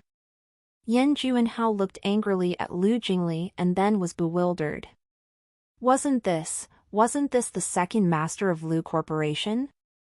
Vist and Velben, .cm for new updates. How did Yang Shiro get involved with someone like this? Could there have been a misunderstanding? Lu Jingli just looked innocently at him and shrugged. "I always come to this restaurant for dinner and I admire Ms. Yang's piano skills, so we chatted for a bit. But Ms. Yang seems to have misunderstood me." Yang Shiro instantly stared in disbelief. "What? But didn't you give me flowers, and you even treated me to dinner? Lu Jingli responded, and then? Then. Young Shiro was at a loss for words. Lu Jingli had never said anything or done anything out of line. In fact, his personality had always been to fool around. There were numerous women he had given flowers to. All of this, could it all just be her wishful thinking? Late at night in a certain bungalow in the north of the city, an assistant carefully carried an elegant dress into the bedroom. Sisyu, the dress for Fashion Week has been chosen. Would you like to take a look? It's a dress from history. I saw that you were praising their designer's style previously, so. Qin Xingyue was absent-mindedly sitting in front of her dressing table, not even looking at the dress before saying, "Just put it down." Oh. Seeing that Qin Xingyue did not reject the dress, the assistant was relieved and quickly put the dress down. F0 Lo New Hapters at nov/el/bin/. After she left, the assistant immediately sent a message to the person who had asked for her favor. "No problem, I've passed it to Sisyu." In the room, Qin Xingyue stared listlessly at the dress, then pulled out a document from her drawer. The divorce papers. These few days, Yan Junhao's attitude towards her had become increasingly indifferent and he was increasingly anxious, urging her to sign her agreement to the divorce. He did not even care about their reputation anymore and immediately brought the matter to court. She stood up and slowly opened her wardrobe. Hanging inside was a beautiful dress for the runway. It was the dress she wore the first time she walked onto an international stage. While she was a slightly fitful and cranky woman, lacking the thoughtfulness of that woman, it did not mean she had put in any less effort into the relationship. Initially, she had a change in careers to become a top model and she even climbed to the peak of the fashion pyramid. However, for this man, she had given up on her dreams. At last, what had she gotten in the end? Compared to a girl who buskied in the bar. Divorce? She had made such a sacrifice and clipped her own wings, and now he wanted a divorce while she watched the two of them take flight. How could she be willing to sign the papers? Sadly, they had already reached this stage. Did she have any other options apart from divorce? She looked up at the time on the wall and saw that it was a few minutes till dawn. At that moment, she suddenly thought about that girl she had met in the car park and her promise. She could not help but smile wryly. She slowly pulled open her drawer and took out the divorce papers with a trembling hand. At that moment, the room door burst open. Yan Junhao, who had not been home for half a month, was now standing at the door, staring at her with bloodshot eyes. That gaze of his made Qin Xinyue's heart wrench in agony. "Didn't I say I would give you an answer tomorrow? You can't even wait another night?" In the next second, Yan Junhao fell to his knees in front of her and slapped himself, before hugging her legs. "Dear, I've been wrong. Please forgive me. Please." Qin Xingyue was speechless. That very moment, a voice flashed in her mind, "I can guarantee that your husband will be crying his way back to you while hitting his mouth to beg for your forgiveness." Then, her phone suddenly rang. She had received a message, "Miss Qing, if you're satisfied, please give 5 stars. Spirit Studio. The next night, in a private room at Imperial Night Hotel. Qin Xingyue finally evaluated the girl in front of her. How did you do it?" "I've asked Junhao the reason, but he wouldn't say anything. He only kept saying that he was wrong and he begged me to forgive him." This was within Ning Shi's expectations. As a man, how could Yan Junhao tell his wife that he had been cheated on by a third party? "It's nothing special. I just hired a man to hook up with Yang Shiro and let your husband catch them red-handed." Ning Shi simply explained. Qin Xingyue suddenly understood, but she was even more suspicious. Is it that easy? She was not tooting her own horn, but based on Yan Junhao's qualifications, he was only one step away from being in the top percentile of most handsome and successful men around. There was no way Yang Shiro could easily be seduced by another man. Everything is possible, Ningxi simply said. Qin Xingyue did not want to hear any more about the woman either, so she didn't pursue the matter. She just looked at Ningxi and said, "It doesn't matter how you did it. I will fulfill my promise to you. Even if your designs are like dog shit, I will wear them." Ningxi's expression darkened. "I know we did this under the table and not very transparently, but our designer is talented and capable." Then, she gave her a folder. Inside it was an introduction to their studio and Gong Xiangzi's portfolio, including some of his work. Qin Xingyue took it from her and simply skimmed through it.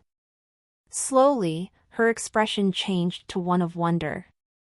"You're the studio that won the Golden Award?" "Yes. I've not been paying attention to what's happening outside in the past few days because of my husband. But the latest Golden Award winner is quite interesting. How is your designer related to David? Why do the styles look so similar? It's like it's the same person, but possibly in different phases. David's style is slightly underdeveloped but full of passion and life, whereas CX's has more volume and explosive power," Qin Xingyue analyzed. She was indeed a professional. Ningxi nodded excitedly. "I can't say anything now, but one day, the truth will be made known to the world." Qin Xingyue gave it some thought, then closed the folder and asked, "Since you guys have already gotten the Golden Award, why are you still worried about not getting business? Why do you have to use such ways to get to me?" Ningxi scratched her head as she tried to explain. "On one hand, it's market saturation we are being challenged with. Even you can see that our style overlaps with history's. On the other hand, we haven't found a suitable sales manager for the time being. Some other studios' designers also do sales, but our designer is one of those whose heart is focused on designing only. Plus, we don't want him to be distracted either." Qin Xingyue rapped her knuckles on the table, then said, "I'll give you one then." "Huh?" Ningxi blinked. Give me? Give me what?" "Give you a person, my marketing department's trump card," Qin Xingyue said casually. Pfft. Ningxi almost spat her coffee onto the woman across her. "You can even give a person? Sis, you're being too generous, aren't you?" F0 low new hapters at nov/el/bin/.com. Why not? Do you want this offer? If not, it's fine. Wait, let me ask first, the one you want to give us, is it a man or a woman? Is there a difference?" Qin Xingyue asked. Ningxi nodded vigorously. "Of course, there's a difference. If it's a man, then forget it." "Why?" Qin Xingyue did not understand. Why, obviously it was because she was afraid the devil would get jealous. The last time when she had picked up Gong Xiangzi, Liu Tingxiao had gone crazy. He would go off the charts if she took in another man. "Because my designer has a peculiarity. He can't come up with designs when he sees men," Ningxi replied, using Gong Xiangzi as an excuse. Qin Xingyue laughed out loud. What an unexpectedly queer reason. Nevertheless, she did understand. Many designers also had unknown oddities. "Don't worry, it's a woman." Ningxi was relieved. "Then, yes. Yes. I want her in." If it was a woman, then there would definitely not be an issue. It shouldn't be an issue, right? That's settled then. I'll tell her to report directly to you. Qin Xingyue immediately decided. Ningxi suddenly had some concerns. Your trump card, is it going to be expensive? If it's too expensive, even if you give her to me, I couldn't afford to employ her. Besides, would she agree to this arrangement? After all, my little place. Since I'm the one making this arrangement, of course, you don't have to pay for anything. I've signed a 5-year contract with her and there's still a year left. I'll transfer her over to you for the remaining year. After that, I'll let her decide for herself whether she wants to stay with you or return to me. When Ningxi heard this, she frowned and gave it some thought. Despite Qin Xingyue's assurance that it would not cost her anything, this trump card was from her. Since this trump card was a top performer, her annual salary would at least be in the millions, right? And this was just a conservative estimation. Wait till she came to her little studio, she could probably only get a low salary. It would be a staggering difference. At last, Ningxi gritted her teeth and said, "Okay, I'm giving it my all. I want this person.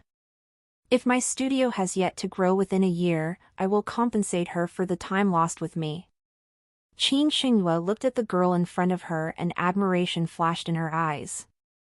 Don't worry, my trump card is not an amateur either. If she can only get a basic salary after a year, there is no need for me to give her to you.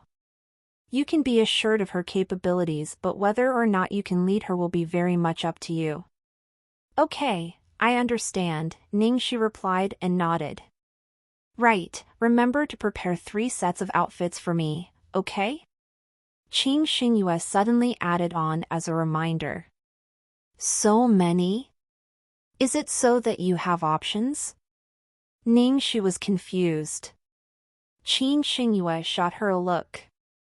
No, it's not for backup options. All 3 sets must be exquisite. I will be wearing all of them. 1 set for the morning, 1 for the afternoon, and 1 more for the evening. Will I only wear 1 set of outfit for such an important occasion? What, incredible! You're willing to wear 3 sets of our outfits. Ningxi was in shock. What do you think? I thought that you would only wear 1 set at most. After all, she was a trendsetter. It was not easy for her to wear even 1 set of a new designer's work. To protect her status, all the other outfits would be top designs from internationally renowned brands, but this time she was actually willing to become a walking billboard for them? Qin Xingyue shrugged nonchalantly. It's nothing. I'm in a good mood today. Gladly. Ningxi started perspiring. Okay. She would never have thought that her impulsive suggestion would gain her something beyond her wildest imagination. UW evils up tes on nov/l/bi.com. It was worth making her future brother-in-law work too. It was worth running around with Lu Jingli for 1 week. It was worth shouting her throat hoarse at that playboy Lu Jingli so he would know how to connect with the heart to pick up girls. Qin Xingyue contemplated, looking at her, then suddenly said curiously, Hey, tell me the truth. Do you look down on me?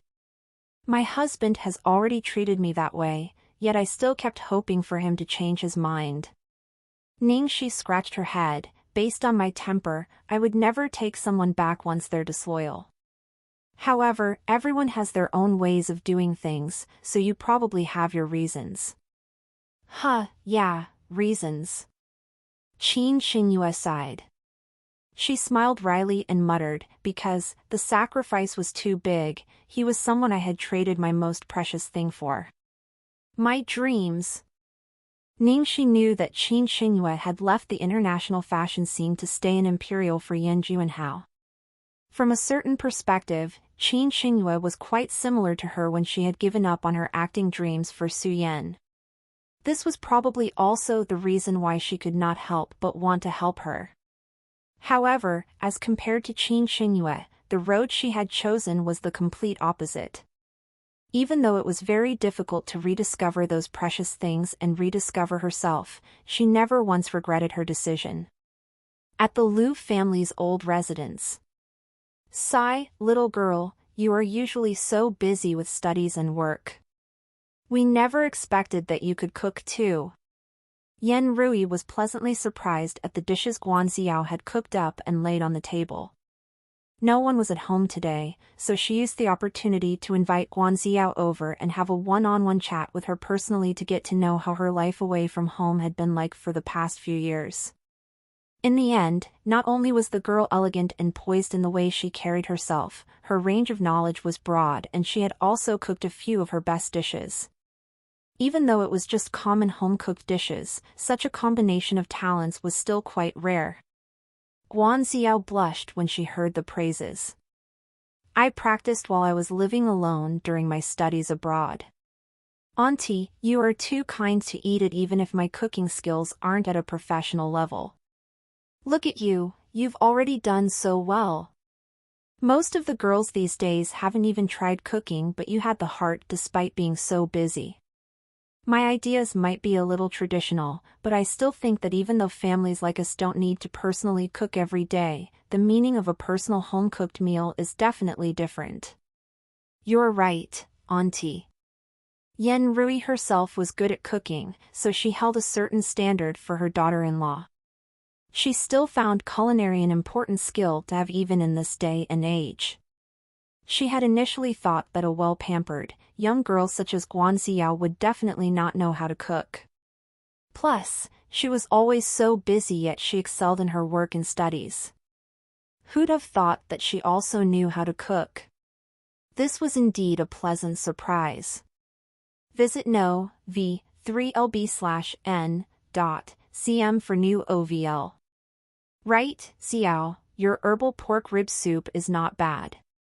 I'll send some over to the elder later, or how about you go over with me? Yen Rui took the chance to suggest. When Guan Xiao heard her invitation, she looked troubled. I'm sorry, Auntie, I still have a proposal to finish tonight. I don't think I'll be able to make it. If she followed Yen Rui over, she would have the chance to get close to Liu Tingxiao. However, he might be unhappy that she was using her mother and she obviously knew how to balance things well so as to not do anything that could annoy Liu Tingxiao. Besides, Liu Tingxiao had a girlfriend now. If she acted too desperately, it would reflect badly on her. To come over and accompany Yen Rui was sufficient. Yen Rui was even more satisfied when saw that she was not rash and had acted accordingly. That's okay then. Find another day to come to our house again. Okay, Auntie, answered Guan Xiao politely. At Platinum Palace. In the restaurant, Liu Jingli's eyes practically bulged out of their sockets while his saliva leaked as he stared at the table full of dishes. Oh my god! Xiao Shi. Are you crazy? You really know how to cook a full-course meal. Ningxi put her hands on her hips and said happily, why can't I? I'm in a really good mood today. It's my pleasure. Liu Jingli looked pleased as he reached out for a piece of his favorite sweet and sour pork ribs. Looks like the issue went smoothly. Did Qin Xingyue agree to it? Not only did she agree, she is even willing to wear 3 whole sets of our outfits. Morning, noon, and evening outfits, all of it will not be repeated. And she even gave me a person, it's someone under her. Before she could finish, Liu Jingli wolf whistled. Oh, brother. Take care of your wife. That woman Qin gave your wife a person. Ningxi kicked him, it's a woman. Oh, she's given your wife a woman. Ningxi was annoyed now. She gave me a marketing trump card to help me manage marketing and sales. And it's a female. Liu Jingli condescendingly scoffed, is there a difference to you whether it's a man or a woman? Ningxi gave him a hard stare, then picked up a soft piece of braised pork before she ran towards Lu Tingxiao, who was going through some documents in the living room. Ah. Lu Tingxiao looked at her, then opened his mouth. The braised pork melted in his mouth and it was very tasty. He was not sure how she did it, but it did not feel greasy at all. Lu Tingxiao never had a thing for food, but ever since he had tried her dishes, he started to understand why Lu Jingli loved eating delicious food so much.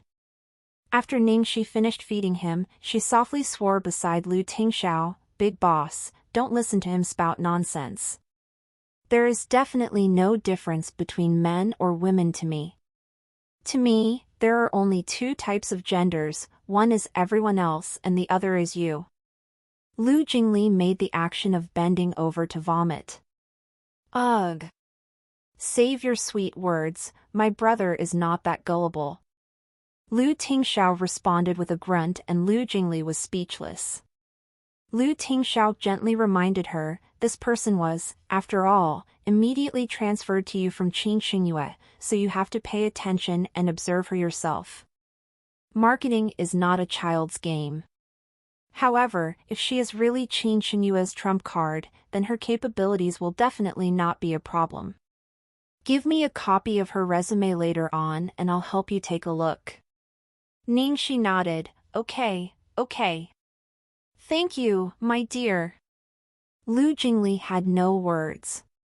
How did it end up like this?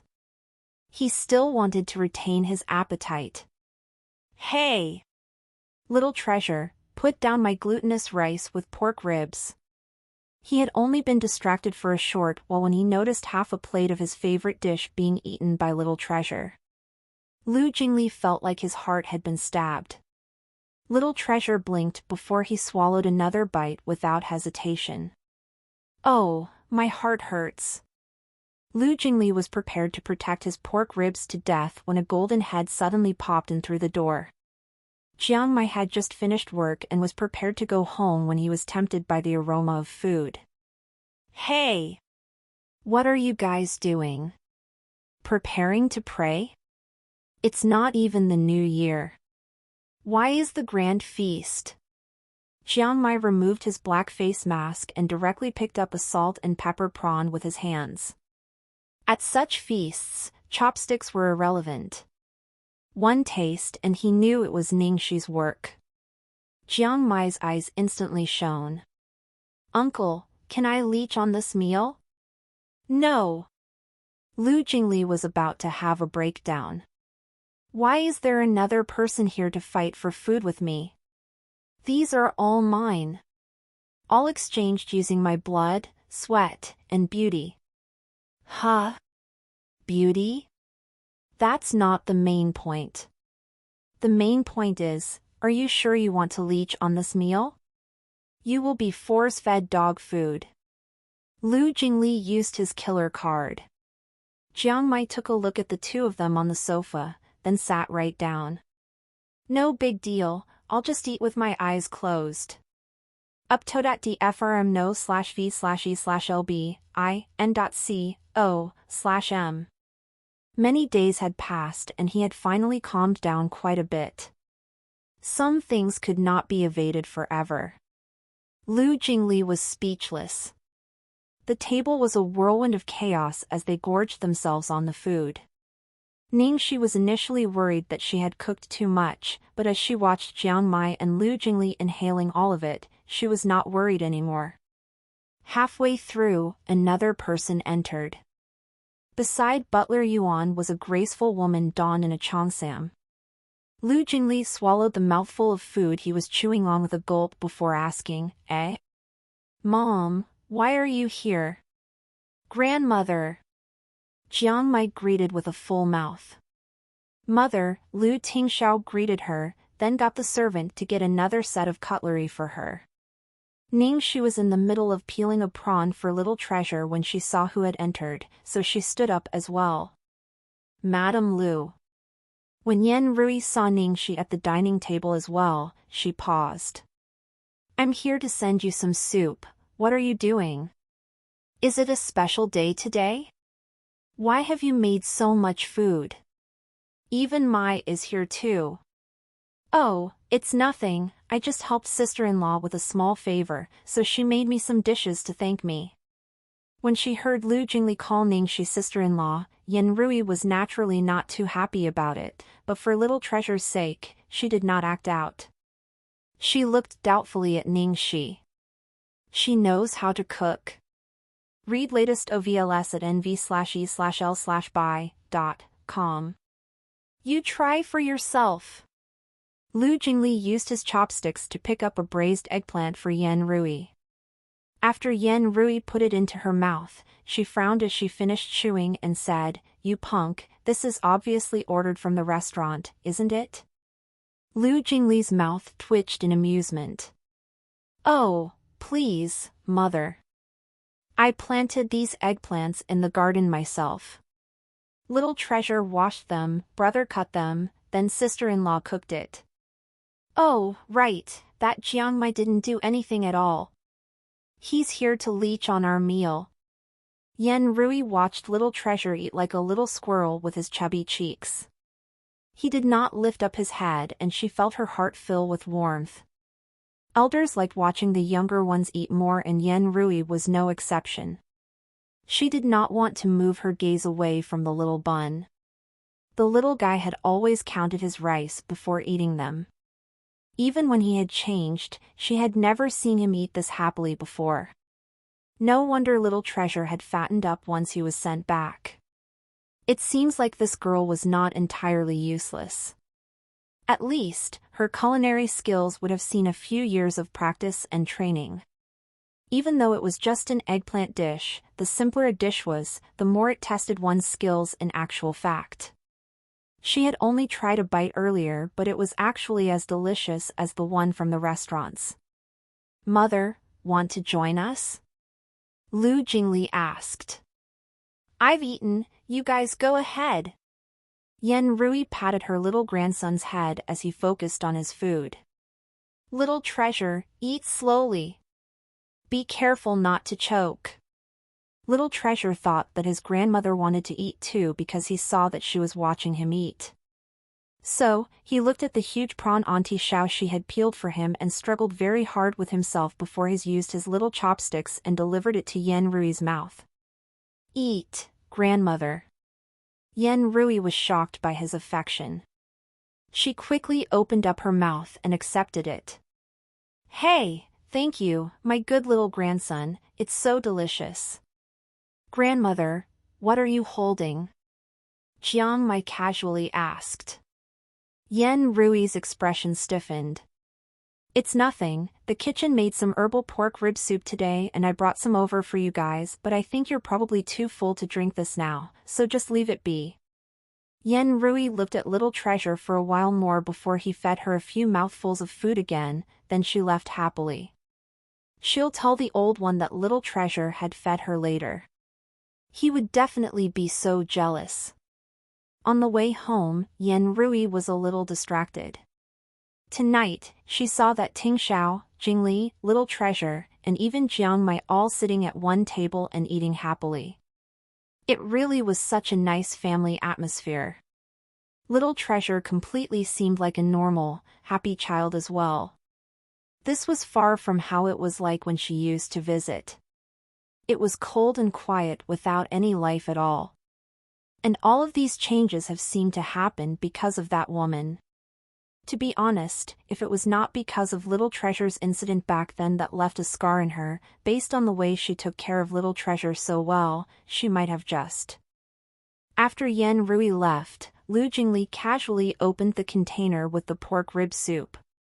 Even though the skills of the old residence's chef were not bad, he had long gotten tired of eating it.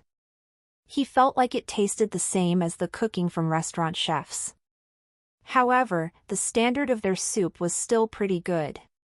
Thus, Lu Jingli brought a spoonful of it to his mouth, but he immediately spat it out just as soon as he drank it. "My God! This is so horrible. Is she trying to trick me? Is she sure this was made by the kitchen in the old residence?" Ningxi took a sip and said, "It's all right. Even though it's not that great, it's still okay." You're just being too picky, aren't you? Lu Tingxiao looked at the soup without saying anything. Suddenly, Lu Jingli thought of something and said, I bet you that this soup was probably made by Guan Ziyao. Otherwise, why would my mother randomly send it over herself? Probably wanted to brag a little, but it stood nothing next to my brochi's full-course meal, ha ha ha ha ha. After dinner, Lu Jingli and Jiang Mai did not rush to leave. They sat on the sofa to watch television. Because they had eaten too much, they could not move. Ningxi accompanied Little Treasure to do some Sudoku, then looked at the time and said to Lu Tingxiao, Big boss, I'm running out of time now. I'm going out to watch my movie. Lu Tingxiao nodded. Be careful on the road. It's cold at night, put on a scarf. Jiang Mai heard this and was curious. Watch a movie? What movie? Why wasn't Lu Tingxiao going with her? Ningxi was annoyed. Jiang Mai, you unreliable person, the movie you're acting in is being released in theaters tonight. Don't you know? Jiang Mai raised his brows. The movie I'm acting it, oh, you mean The World? It's just being released, but I'm just the second male lead. I can't be bothered to talk to you. I'm leaving. Ningxi kissed the little bun, then put on a mask and sunglasses. Jiang Mai got up to stop her. He said in an incredibly annoying tone, Hey, wait up, fine, I'll go with you too. This is the first time I've acted as a supporting role since I entered the industry. But, my uncle's not going with you? Jiang Mai casually asked. When Ningxi heard this, she quickly stomped on Jiang Mai's foot and said, Why are you asking so many questions? He's not going. He has things to do. Big boss, I'm leaving. Bye-bye. Mwah. She gave Lu Tingxiao a flying kiss goodbye before pulling Jiang Mai to run out with her. Why did you step on me for? Jiang Mai asked unhappily as he was dragged outside. Up-to-date OVLS on OVL bin.cm. I almost got killed by you. Ningxi gave him a mean look. What about me? Then, Jiang Mai suddenly thought of something. It can't be because we're a couple in this show, can it? What do you think? Be careful if your uncle watches it and shuts you out. What about your acting with other male artists then? Will he shut out each and every one of them? Why not? Okay. He really could. Jiang Mai looked at her with a complicated expression. To tell you the truth, I'm quite shocked. I didn't think that my uncle would let you remain in the entertainment industry after the both of you have gone steady. If not, would I be a mistress kept in a splendid abode? Ningxi looked pridefully at him. How could the man I choose be wrong? That's enough. At night, Ningxi had also invited Gong Xiangze and Han Momo to the premiere. When they reached the cinema, the two of them had already reached. They entered the cinema and sat in the corner of the last row. Han Momo was already curious when she saw the person beside Ningxi. After they sat down, she impatiently asked, Sis Shi, who's that beside you? Before Ningxi could say anything, Jiang Mai, who was beside Ningxi, crossed over her and pulled his mask off and asked, You're asking about me? Ningxi shot Jiang Mai a mean look, then covered Han Momo's mouth before she could say any further. Calm down. Ningxi glared at Han Momo, who looked so excited she was about to pass out. Han Momo lowered her voice and said, Jiang Mai. Is it really Jiang Mai? Aya. My God. Sis Shi, are you really a couple with Jiang Mai off-screen? I'm a fan of this relationship. I feel like the two of you are a really good fit for each other, Aya. Get together. Jiang Mai leaned his arm on the chair and tilted his head, happy to hear this. Hey, it's rare that you've got a girl with a good eye. Do you have a pen? Aw, no. What to do, what to do? I'll go out to buy one. Han Momo was frantic. I have one. Gong Xiangzi brought pen and paper with him wherever he went. Jiang Mai took the pen and paper before casually signing it. Han Momo was so emotional that she almost fainted, then she gave the paper to Ningxi and pleaded, Sis. I want yours too. Ningxi was speechless, but she gave her autograph anyway. Then, she saw that Han Momo had actually drawn a huge heart shape around her and Jiang Mai's names. She never would have thought that there was such a huge shipper of Jiang Mai and her beside her. This was truly mystical. Xiangzi, who's your favorite celebrity? Me? I don't really have any celebrity I especially like. Sis Shi, are you counted? Ha ha ha, of course. There were a few more minutes to the movie starting. The theater was practically a full house. After all, the two protagonists of this movie were one of the most popular stars at the moment. Besides, there was Jiang Mai, who was a box office guarantee. Even if he only had a supporting role, hundreds of his fans were already showing off their tickets online. Ningxi could be considered as the only new rookie in the movie. Finally, the screen's advertisement ended, and the movie began. Up-to-date OVLS on OVL-bin.cm.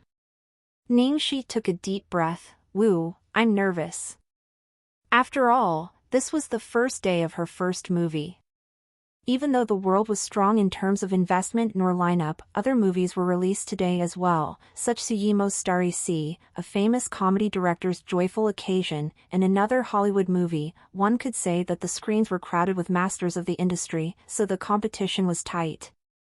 The first scene was Ning Xuelua's character, Superior Ingrong, being chased after for murder. The plot was exciting and tense, hooking everyone into the story instantly. Many fans of Ning Xuelua were softly screaming in excitement. Following this, the movie followed the two protagonists. Superior Ingrong accidentally saved the male protagonist and was forced to enter the palace to avoid getting murdered, and she started to fight off all sorts of people with the male lead. Actually, this was considered a movie with a strong female lead. Superior Ingrong's character was very outstanding and easily attracted fans. Her life story was tragic, yet she was smart like a female Zhuge Liang. At last, because of her identity, she could not become the male protagonist's queen and had become the most important female prime minister of the Daqing dynasty. The female lead was a cool role and she obviously needed a good complement. Ningxi's role as the supporting evil character was undoubtedly meant to complete Ning Xuelua. At last, Han Momo wanted to scold Ningxi for being such a hateful character on screen. Sis Shi, you're so good at acting. She had really attracted lots of haters. Ningxi giggled a little. She was quite happy listening to all the curses towards Meng Changge. Thank you for all your praises. However, very quickly, when the plot reached the second half of the movie, the images started to reveal Meng Changge's memories. When they slowly deciphered Meng Changge's identity, the audience's attitude had an obvious and magical change towards the character. F0 Low New Hapters at NOV/EL/bin/.com. Ooh!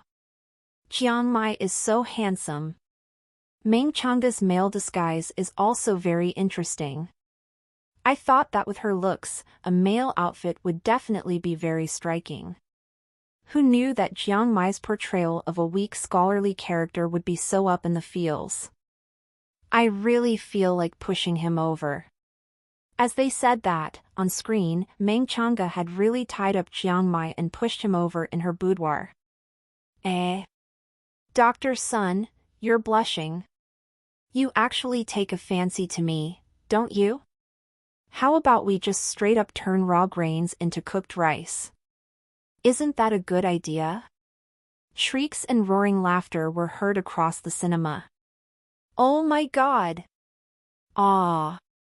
This is the part in the trailer where my gets tied up. I have waited for this for so long. It was the first time Jiang Mai watched the show as part of the audience, and he could not help but rub his nose and felt a little restless. Ningxi was happy watching her performance. I'm too good at acting as a gangster, don't you think so, Blondie? My ass! You're not even acting. You are already a gangster.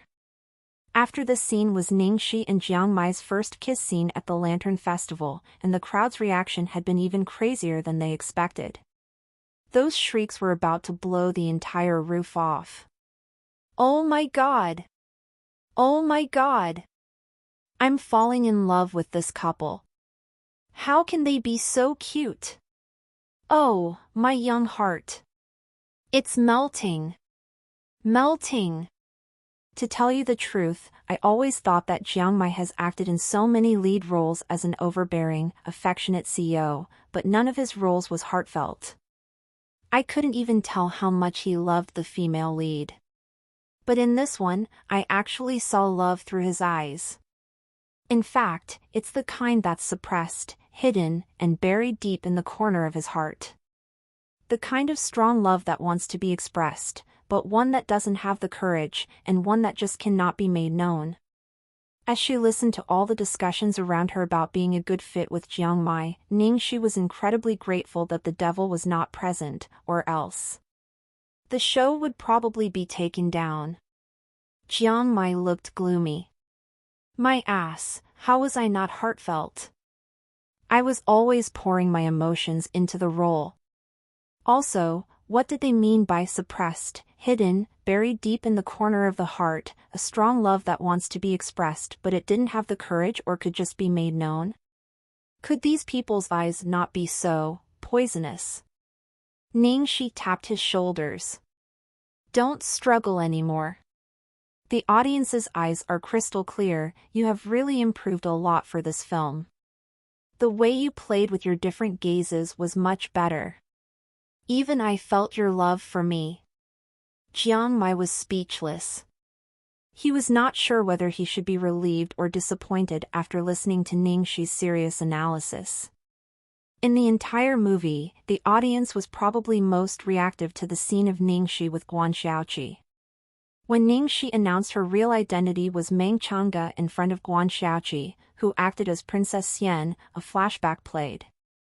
This flashback was unexpectedly the scene where Jiang Mai had been shot by 1,000,000 arrows and died in front of Ningxi. The entire cinema was dead silent. A moment later, the sound of choked sobs was heard. Ningxi made a brief observation that for this movie, about 90% of people had cried, including the men. Han Momo, who was beside her, was bawling her eyes out. Oh, how horrible, can the military doctor not die? He will be resurrected later, right? Jiang Mai was in a bad mood, so he spoiled the story relentlessly. No, he's actually dead. Once he said that, Han Momo started wailing. Ningxi consoled Han Momo while she shot Jiang Mai a mean stare. The 2-hour-long movie finally ended. Although the audience wished it would never end, they were hooked on the story. Even though she did not know how the box office did, after Ningxi sat in the cinema and personally observed the audience's reactions and attitude, she instantly felt much calmer. No matter how the ticket sales fared, she had already reached her own standards on what she wanted to deliver on screen. When they walked out, they saw that there were reporters interviewing the cinemagoers outside the theater.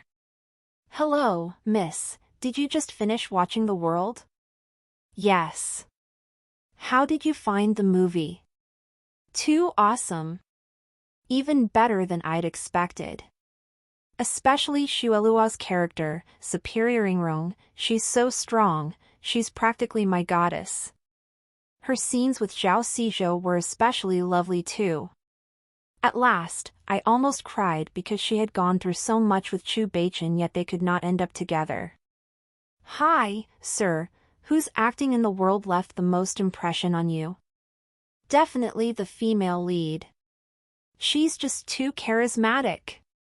Right, will this be broadcasted on television? Yes.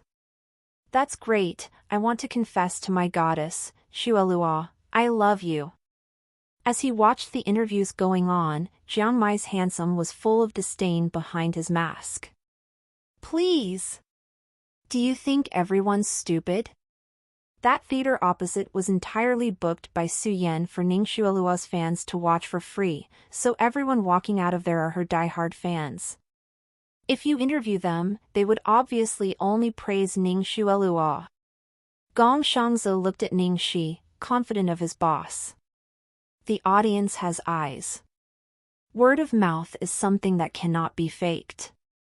Talking about Su Yan, I previously saw online gossip that Su Yan had booked theaters for Ning Xuelua's fans in every city, supporting her new movie in full force. These two people are so loving. They are considered a stream of purity within the entertainment industry, aren't they? Han Momo's expression clearly envious. Jiang Mai shot her a disgusted look. Huh, purity? Little girl, don't easily believe things you've only seen the surface of. Jiang Mai looked a little worriedly at Ning Shi. Thankfully, Ning Shi's expression was very calm. It seemed like she had really entirely let go of Su Yan. But that was not a surprise. The saying was that one only failed to forget past loves because the new ones are not good enough. Find PT Tez on n/VLN.cm. She was so loving with his uncle now, so why would she still care about Su Yan? Shangzi, how's the preparation for Qin Shinyue's 3 set of outfits coming along? Ning Shi asked on the way back. I'm done preparing them. One of the sets will be the Nirvana-themed red dress from the Golden Awards and the other 2 are my latest works, Gong Shangzi said confidently. It seems like his inspiration-driven works were going pretty smoothly lately. Good, then I'll bring them over for Qin Shinyue to look at. Miss Qin agreed that she will transfer a sales expert over to us, so she should be reporting to us soon. The 2 of you should get ready to welcome our new member, okay? Really? That's great! Han Momo was excited. Gong Shangzi sighed a breath of relief too as he looked at Ning Shi with full admiration. Every time he felt like he had reached a dead end, she would always find a way, completing things he felt were impossible. On the side, Jiang Mai watched Ning Shi's hustler demeanor and suddenly thought of the words Ning Shi had said. This girl said that she wanted to provide for Lu Tingxiao. She really wasn't messing around, was she? A week later, the highly anticipated China Fashion Week had officially begun in Imperial. It was a platform for the country's top fashion and latest works to show off. The Fashion Week had already become the main battlefield for well-known brands and designers to promote their image, show off their creativity, and set the trend. It was definitely no easy feat to stand out among so many brands. Many brands had already prepared for it half a year ago. Ning Shi's studio had only been set up not too long ago and naturally could not compare to those brands that had matured long before. In the end, they managed to rush the latest season's work one day before the Fashion Week. At that moment, Gong Shangzi looked quite nervous in a corner off stage. Ning Shi had worked very hard to get Qin Shinyue in as a model. If his work did not achieve the expected effect, not only would he ruin the studio's reputation, even Qin Shinyue's reputation would be affected too. All of Ning Shi's hard work would then go to waste. Ning Shi patted him on the shoulders and encouraged him, "My dear, don't be so nervous. Be slightly confident in yourself, okay? Your work is really very awesome. Even Qin Shinyue praised you." Han Momo echoed, "If it's gold, it will glitter." Gong Shangzi looked gratefully at them. "Thank you." With the traditional Peking opera music playing, the opening ceremony officially began. The stage backdrop had been made to resemble antique architecture with the huge red door and jade green copper ring. When the door was opened, it revealed towering palace walls and models wearing luxurious cheongsams started to walk out. The screen then strikingly flashed History's logo. When they saw the logo, the crowd started to buzz. Turns out the brand for the opening ceremony is History. This brand has only been around for a short 1 year, hasn't it? This is just unbelievable. That's why I said, a designer is a brand's soul. David is really a rare genius, his work is so soulful. But I heard that the last Golden Awards had an unexpected winner. He even defeated David. The work from the anonymous designer from the Golden Awards was quite mesmerizing, but too bad their style is too similar to History's. The chances of winning were huge as well, but who can guarantee that he would win over David every time? I'm guessing that the final outcome will be that he will get kicked out of the market or be bought over by History. Haven't you noticed that they disappeared recently? The show ended with international model, Angie, wearing History's final outfit, making her spectacular appearance. After it ended, the applause from the crowd was thunderous and everyone walked over to congratulate Ning Xuelua and David. This Chinese fashion show is amazing. No wonder the organizer chose History to open. Thank you, everyone. At that moment, Ning Xuelua wore a clean little tuxedo, signifying her shift from a shining star to an elite company CEO, answering everyone's compliments with poise. Ning Xuelua had been thriving recently. The World, which had only been released a while ago, had achieved $1.5 billion in box office sales on the first day, followed by the Hollywood movie and that comedy, Joyful Occasion, becoming the season's unexpected winner. After that, the box office ran its course because of the super good reviews and netizens, every day faring better than the day before. A week later, it had closed perfectly by grossing $12.3 billion in total. Suddenly, the female protagonist Ning Xuelua had become extremely popular, even becoming a favored candidate to be the next best actress. You could say she was receiving double the harvest in both the entertainment and fashion industry. Ning Xuelua is quite capable. Other celebrities have only created something small for their own brand and whatnot, even making losses, but she has done so spectacularly in such a short time. Of course, any other person in the entertainment industry wouldn't make it. She is a really rich and beautiful girl from a wealthy family. She even has a CEO boyfriend silently supporting her, so how could she not succeed? I wonder whose outfit will Qin Xingyue wear this time around? Is it actually not History? Didn't she always like supporting newbies? That's not weird. It must be some well-renowned international brand. Ning Xuelua frowned as she listened to the discussions around her. Sadly, they could not invite Qin Xingyue. Initially, their plan could have been more perfect, but who'd have known that a mishap would happen in the end? She was not sure why Qin Xingyue had rejected to walk for their show in the end. David, who was beside her, said, "Angie is great too. She's currently an international supermodel and her influence is comparable to Qin Xingyue's." Ning Xuelua looked at him without saying anything. Even though Qin Xingyue had retired, she was the first Chinese to walk on an international runway back in the day and she was the muse of many international big brands. Her existence now was like the compass of the fashion world, and she had opened up a fashion company herself. With all that under her belt, how could a rookie like Angie compare to her? However, she knew that Qin Xingyue would be hard to invite, so this outcome was within her expectations. On the stage, other brands were still continuing the show. After several well-known brands back-to-back, the screen changed and a line of words were revealed: Spirit. ZX. Ah, Spirit. Isn't that the winner designer brand of the Golden Awards? I thought that he would be short-lived and that they would not join the fashion show this time around. After all, they would accidentally be compared to History.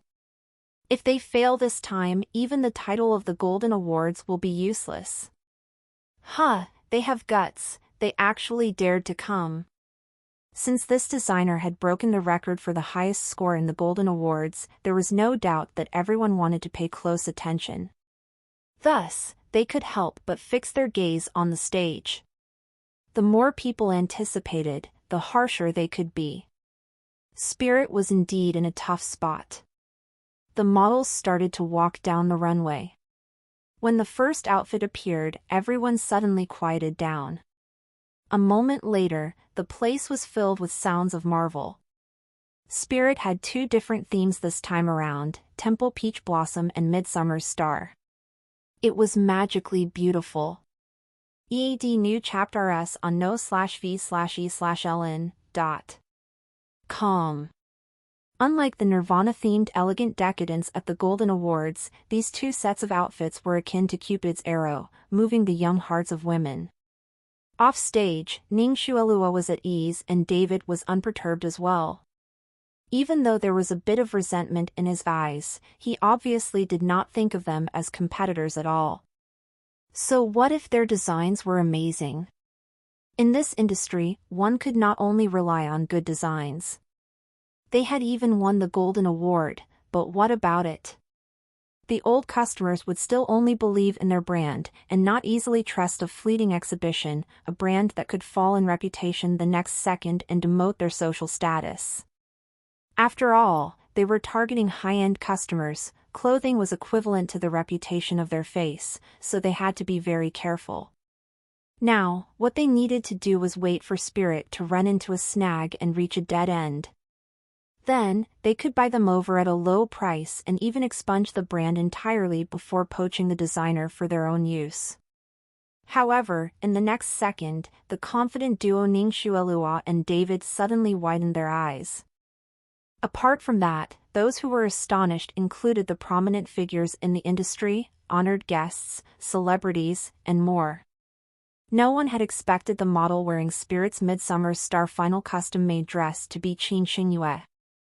The dark blue backdrop was embedded with small radiant diamonds and the V-collar near the chest area was designed to stream like the galaxy. The entire outfit was akin to a vast, starry sky within the universe, above our heads on a midsummer's night like a dream. It was just crazy. What was happening? How did Qin Xingyue appear as Spirit's finale model? Hadn't she publicly praised David many times? Yet, now for such an important occasion, she had worn the garment of designer ZX who had defeated David the last time. Was she making it known that she thought that mysterious designer was more capable than David? All the guests, public figures, and designers of the industry present were already itching to get to the bottom of this. Finally, the morning show came to end. Off stage, the reporters had long been anticipating. They waited for a long time before Qin Xingyue finally appeared from backstage and had changed into a different outfit. On her was a fire-red gown in classic Chinese-styled embroidery. The broad skirt was burnt by flames to knee level, revealing a pair of beautifully slender legs. Those who knew could immediately recognize that this was one of the outfits from the Golden Awards winner, designer ZX's Nirvana theme. EAD new chapter S on no/v/e/ln.com. Miss Qin, may I ask if you're currently wearing Spirit's garment? Yes. Miss Qin, may I ask why you are so fond of Spirit's brand? Qin Xingyue stroked her skirt lightly, and with wandering eyes, she asked matter-of-factly, "Is this still a question?" At that moment, Qin Xingyue's aura and the dress were perfectly harmonizing with each other, practically stunning everyone. No matter if it was Qin Xingyue's personality, aura, or figure, she matched the outfit superbly well. Well, there really is no need, Spirit is too beautiful and soulful, deserving of the brand's name. Then Miss Qin, may we ask what you think about history, and how it compares to Spirit? You seemed to love history before this, so why have you suddenly turned to Spirit? Is there a story somewhere within this? The reporter asked in anticipation. Everyone's eyes immediately gathered onto Qin Xingyue, including Ningxi, who was off stage. She was afraid that she would suddenly say something like, "Sure, I'm glad to."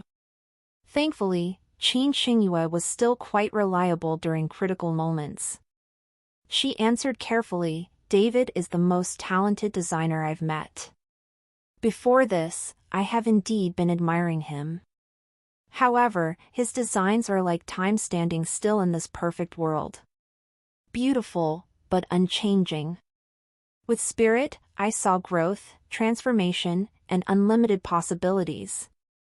Qin Xingyue was very influential in the industry, and her evaluations possessed authority. This one sentence immediately defined Spirit's capabilities and moved Spirit's ambiguous status that wandered by the borders straight into the fashion circle. It was akin to being bestowed with an honorary plaque. Not too far away, Ning Xuelua was about to lose control at the progress of this situation. How did it become like this? Never mind if it was another big brand. But it had to be Spirit. Our outfits were already sent over earlier, but Qin Xingyue had rejected them. Is there a problem with your designs? David quickly denied, impossible. That garment was our final piece at the Milan Fashion Week. Episodes like these kept happening, and Ning Xuelua could not hold it in anymore. She shouted sternly, "No wonder Qin Xingyue said you were unchanging. Don't you have other designs?" But I only chose that piece to be safe. Even though David was saying this, internally, he had started to panic. He could say it was a random coincidence the last time, but then after seeing Spirit's other designs this round, his guilt-driven fear had started to increase. After all, everything he owned now was actually stolen. The more glory and praise he accepted in the day, the more fear he had about losing all of this at night. Most importantly, he was seriously deficient in design drafts. Although he had secretly recruited a big group of people to emulate Gong Xiang's style, even if the works were emulated perfectly, the products could never compare to the original. This could not do. He had to investigate thoroughly who that ZX actually was. The more he saw that person's work, the more he was afraid. He even had the illusion that it was indeed Gong Xiang's designs. But how could that be? There was no way Gong Xiangzi could have risen from the ashes. Besides, his designs could not reach that higher state. At night, after the events ended, David was in a bad mood and had left alone, ditching Ning Xuelua. Just as he was about to get into his car, he unexpectedly saw from the corner of his eye the figure that appeared in his nightmares every night. Gong Xiangzi. David was frightened stiff. Just as he was about to go closer, that person had already gotten into the car and disappeared from his line of sight. David only calmed down after the car left for a long time. He must have been too tensed, he must have. That person's appearance and hairdo were so fashionable.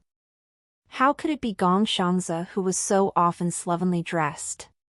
Inside the car that left earlier, Ningxi looked in the rearview mirror and asked, "That person opposite was David, wasn't it? Did he recognize you?" Most up-to-date NVELs are published on n0velgen.co/m. Gong Xiangzi obviously noticed too, and he forced a smile. "I don't think so. After all, even I can't recognize myself with my current look." Ningxi nodded. "You're right." Han Monlo looked curious. How did Director Gong look before this? It's best if you don't know, it will ruin your fantasy. Just as she spoke, her phone suddenly rang. It was an unknown number. Ningxi picked it up in doubt. "Hello? Miss?" Just as it got through, an agitated voice spoke. Ningxi hesitated. "You are Mother Wu?" The only people who would address her like this was the old servant by grandfather's side. "Yes. It's me.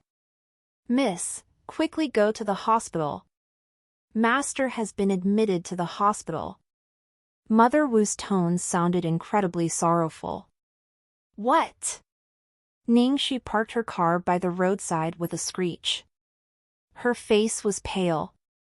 How's grandfather? Master suddenly fainted at home.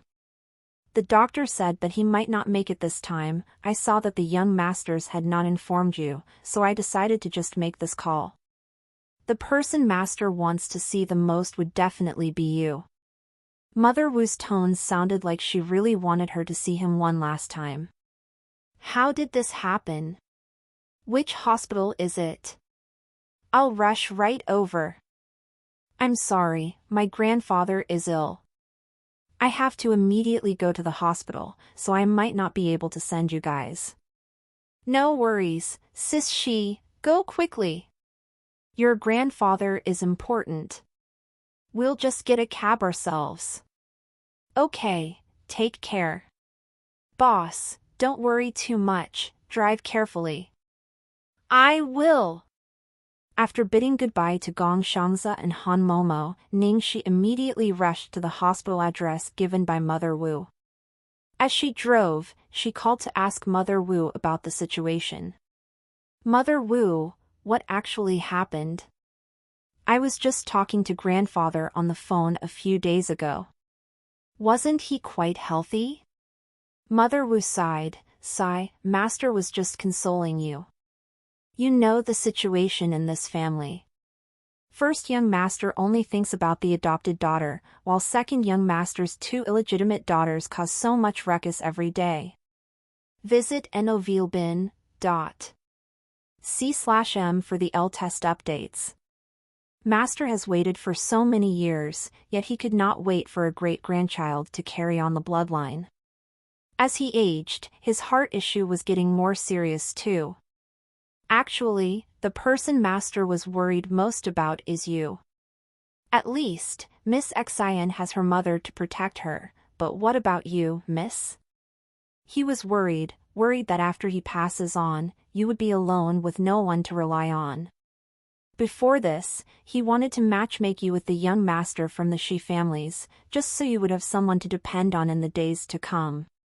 Ningxi listened to all these words in silence, her emotions indescribable. When Ningxi arrived, Ning Yaohua, Zhuang Lingyu, Ning Xuelua, Ning Yaobang, Ning Tianxin, and Su Yan were all already there. Ning Yaohua and Zhuang Lingyu looked forlorn, while Ning Xuelua had cried till her eyes were swollen as she leaned weakly into Su Yan's embrace. Ning Yaobang did not look sad. He only stared at Ning Yaohua with despise. What are you pretending for? All of you couldn't wait for the old man to die, right? Once he dies, the Ning family will be all yours. Shut up. Do you have any humanity in you? Father is already like this, yet here you are saying all of this. Ning Yaohua rebuked angrily. What about me? Haven't I said what's exactly on your mind? Are you already tripping? You dare say that you aren't thinking about it? While the two sides were awfully busy arguing, the sound of rushed footsteps were heard from the end of the corridor, then everyone saw Ningxi hurrying over. Oh, another one has come to compete for the family inheritance. Ning Yaobang scoffed. When she saw Ningxi, an alertness flashed across Ning Xuelua's eyes. The biggest hindrance to her getting to the power of the Ning family was that stubborn old man. Once he was gone, the highest authority would fall to Ning Yaohua. Without the old man's bias towards Ningxi, Ning Yaohua and Zhuang Lingyu would definitely be on her side. Then, the Ning family's power would be easily attainable. As for the second family, that weak and inept Ning Yaobang and feeble-natured Ning Tianxin were not even a threat. The old man would definitely leave the company in their hands. Now, she was only worried if the old man was impulsive right before he died and transferred all of his shares to Ningxi recklessly, then it would all be over.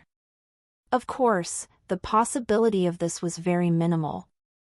Besides, Ning Yaohua definitely wouldn't let such a thing happen. Based on the old man's personality, he would probably give her a portion to make sure she was well taken care of. Even though she was not willing to let her get his shares and bonuses for doing nothing, it was still okay to let her be a small shareholder and watch her control the company. "What are you doing here?" Ning Yahua's face stiffened when he saw Ning Shi. Obviously, he was also afraid that she would ruin things at that critical moment.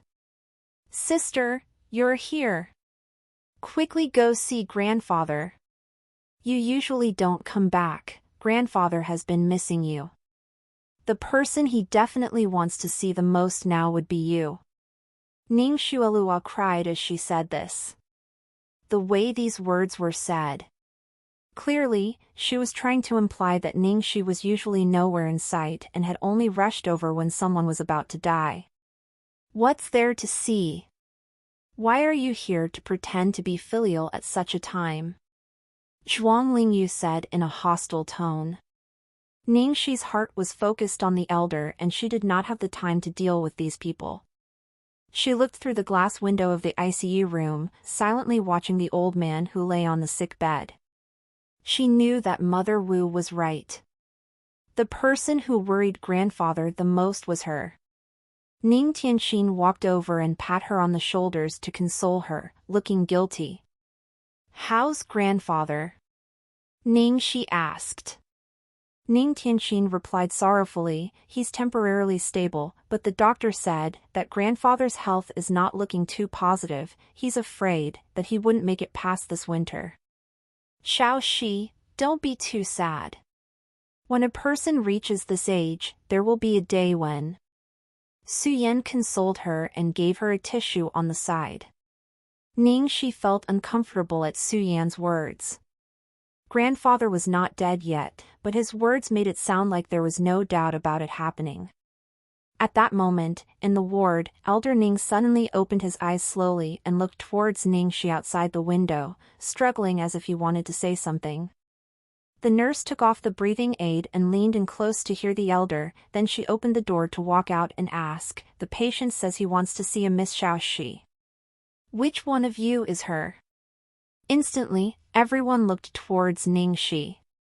"That's me," Ning Shi quickly said. "Come in with me, but the patient's still very weak now, don't talk to him for too long," reminded the nurse. "Okay, I know, thank you." Ning Xuelua's heart was full of envy as she watched Ning Shi walk right in. She had tried to please this old man, yet she was afraid that he would never compare her to a single strand of Ning Shi's hair in his heart. Of course, what she revealed on the surface was sadness and disappointment. Su Yan consoled her when he saw her disappointed face. "Xiao Shi is not at home all year." The old man would have definitely missed her a little. Ning Yaohua did not care about Ning Xuelua. He was preoccupied with what the elder would have called Ning Shi in to talk about. Sadly, the soundproofing in the ward was so good that nothing could be heard from the outside. Inside the ward, Ning Shi quickly held the elder's hand. "Grandfather." The elder trembled as he looked at her emotionally. "You're here." EAD new chapter S on no/v/e/ln.com. As she watched the elder's weak and withered appearance, Ning Shi's heart was wrenched. "Grandfather, I'm sorry." "Silly child, why are you apologizing for?" The elder stroked her hair and gasped for a few huge breaths. He was afraid his body would not hold up any longer, so he immediately said to her, "Xiao Shi, I've always hoped that I could wait for the day you take over the company. That way, I could still be around to help you wipe out the obstacles and have you sit stably in position, but now, I'm afraid I have no more time left. I know that you now have your own career, your own life, you're angry and unwilling to return, forget it, I won't force you. I've left 10% of the shares for you in my will, enough for you to be well taken care of for the rest of your life. I didn't dare leave you too much, because a man's wealth is his own ruin by causing the greed of others, it would attract bad news for you. Grandfather, stop saying that, you'll be fine. Sai, you don't have to console me, I know my body myself, I thought that I could hold on for another few years and wait, at least, wait till all of you have started a family and have stable careers. Grandfather, say no more. Quickly rest. Ning Su urged. As long as there was a glimmer of hope, he could still wait, but her grandfather obviously knew that even if he waited longer, there would be no hope. He did not dare hand the business over to the second son's family, but for the daughter to his first son, she was so determined and career-minded that there was no way she would return to the Ning family and join the company. Because of the nature of her work, any ideas of marriage and bearing children were uncertain too. A person lived for a stretch of breath. Once this stretch had ended, the body would inevitably wither down. Ning Shi looked unusually serious when she left the ward. What did your grandfather say to you? Ning Yaohua immediately asked when he saw her walk out. Nothing much, Ning Shi casually said and immediately walked past everyone to leave. Ning Yaohua was so angry that he shouted from behind, "What's with her attitude?" Seeing as how the family inheritance and company was going to fall with the elder, Ning Yaobang started to be anxious. He lowered his voice and pulled Ning Tianxin aside. Tianxin. Look at Ning Shi, she's rarely home in a year, yet the elder was still concerned about her. You're still the elder's granddaughter after all. Can you help me? If you don't fight for it, you'll be left with nothing. Ning Tianxin shot him a cold look. I can't wait for you to end up with nothing, then I would like to see whether those women outside would still be loyal to you then. You. No matter how uncle was like, at least he never cheated with other women, but you, are you still considered a man? What do you know? Do you know what Zhuang Lingyu's real identity is? He wishes he could do it, but he wouldn't dare. He wouldn't dare even if I lent him 100 guts. At the Ning family's bungalow. When they reached home, Ning Yaohua said heavily, Lingyu, I have something to discuss with you. What is it? Is it about that girl? Zhuang Lingyu frowned. CHCK for US to rise on no/v/l/bin. C0M. Ning Yaohua nodded, then hesitated. How about, we go advise Xiao Shi, have her come home? The elder will definitely include a part of the shares for her. If she were to be roped in by some other person, it would inevitably affect me. Besides, Xuelua is still not our biological child and I would still need to continue the bloodline somehow. Zhuang Lingyu's expression instantly changed at the sound of this. What are you trying to say? Xuelua single-mindedly treated us like her own biological parents. Are your words fair to her? Is the bloodline so important? I'm telling you, bloodline means nothing to me. In my heart, Xuelua is my only daughter. Have you forgotten all the embarrassing things that girl did? Don't drag me along if you want to get stepped on. If she causes any problems in the future, it will have nothing to do with me. Ning Yaohua consoled helplessly, okay, I was just casually mentioning it because I was out of ideas. Why do you have to be so agitated for? Besides, I'm just letting her return as an adopted daughter, I didn't say anything about announcing her identity. Don't try to hit on the shares the elder gives her. I don't care about that petty sum either. You can just buy it over, the money would be enough for her to use the rest of her life. Even though I didn't raise her, I did give birth to her but I don't owe her anything. I've been considerably kind to her. As Zhuang Lingyu said this, she looked coldly at Ning Yaohua. If you care so much about the bloodline, you can just be like your brother and look for young girls outside to give birth for you. Ning Yaohua suddenly panicked, and he quickly consoled her, Hey, what nonsense are you spewing? How could I do such things? Are you still not sure of my feelings towards you? Just as the two people were speaking in lowered voices, Ning Xuelua walked out from the kitchen with a bowl of soup. Mother, father, I was worried that you would be anxious and feel heated, so I stewed some white fungus lotus seed soup for you to drink before sleeping. You will feel better. Grandfather has already been admitted, so the two of you must watch your health. Zhuang Lingyu quickly took the soup and looked lovingly at her. Ah, okay, good girl, you must be so tired today. You were busy with the fashion week in the day, and then you were called to the hospital as soon as it ended without any time to rest. You should get some rest soon. Leave all these things for the servants to do. Mother, I'm fine, I'm not tired. Zhuang Lingyu looked affectionately at her daughter that she raised perfectly, and sighed, Xuelua, the old man most probably won't make it this time. You must enter the company then, I'm just worried you will be even more busy and tired. Then, she shot Ning Yaohua a warning look, indicating for him to give up those unwarranted thoughts. Ning Yaohua could only keep silent. After all, his current position was unstable and he still had to rely on Zhuang Lingyu and the Su family. When Ning Xuelua heard this, she disguised the happiness in her eyes and quickly said, Mother, I'm still young.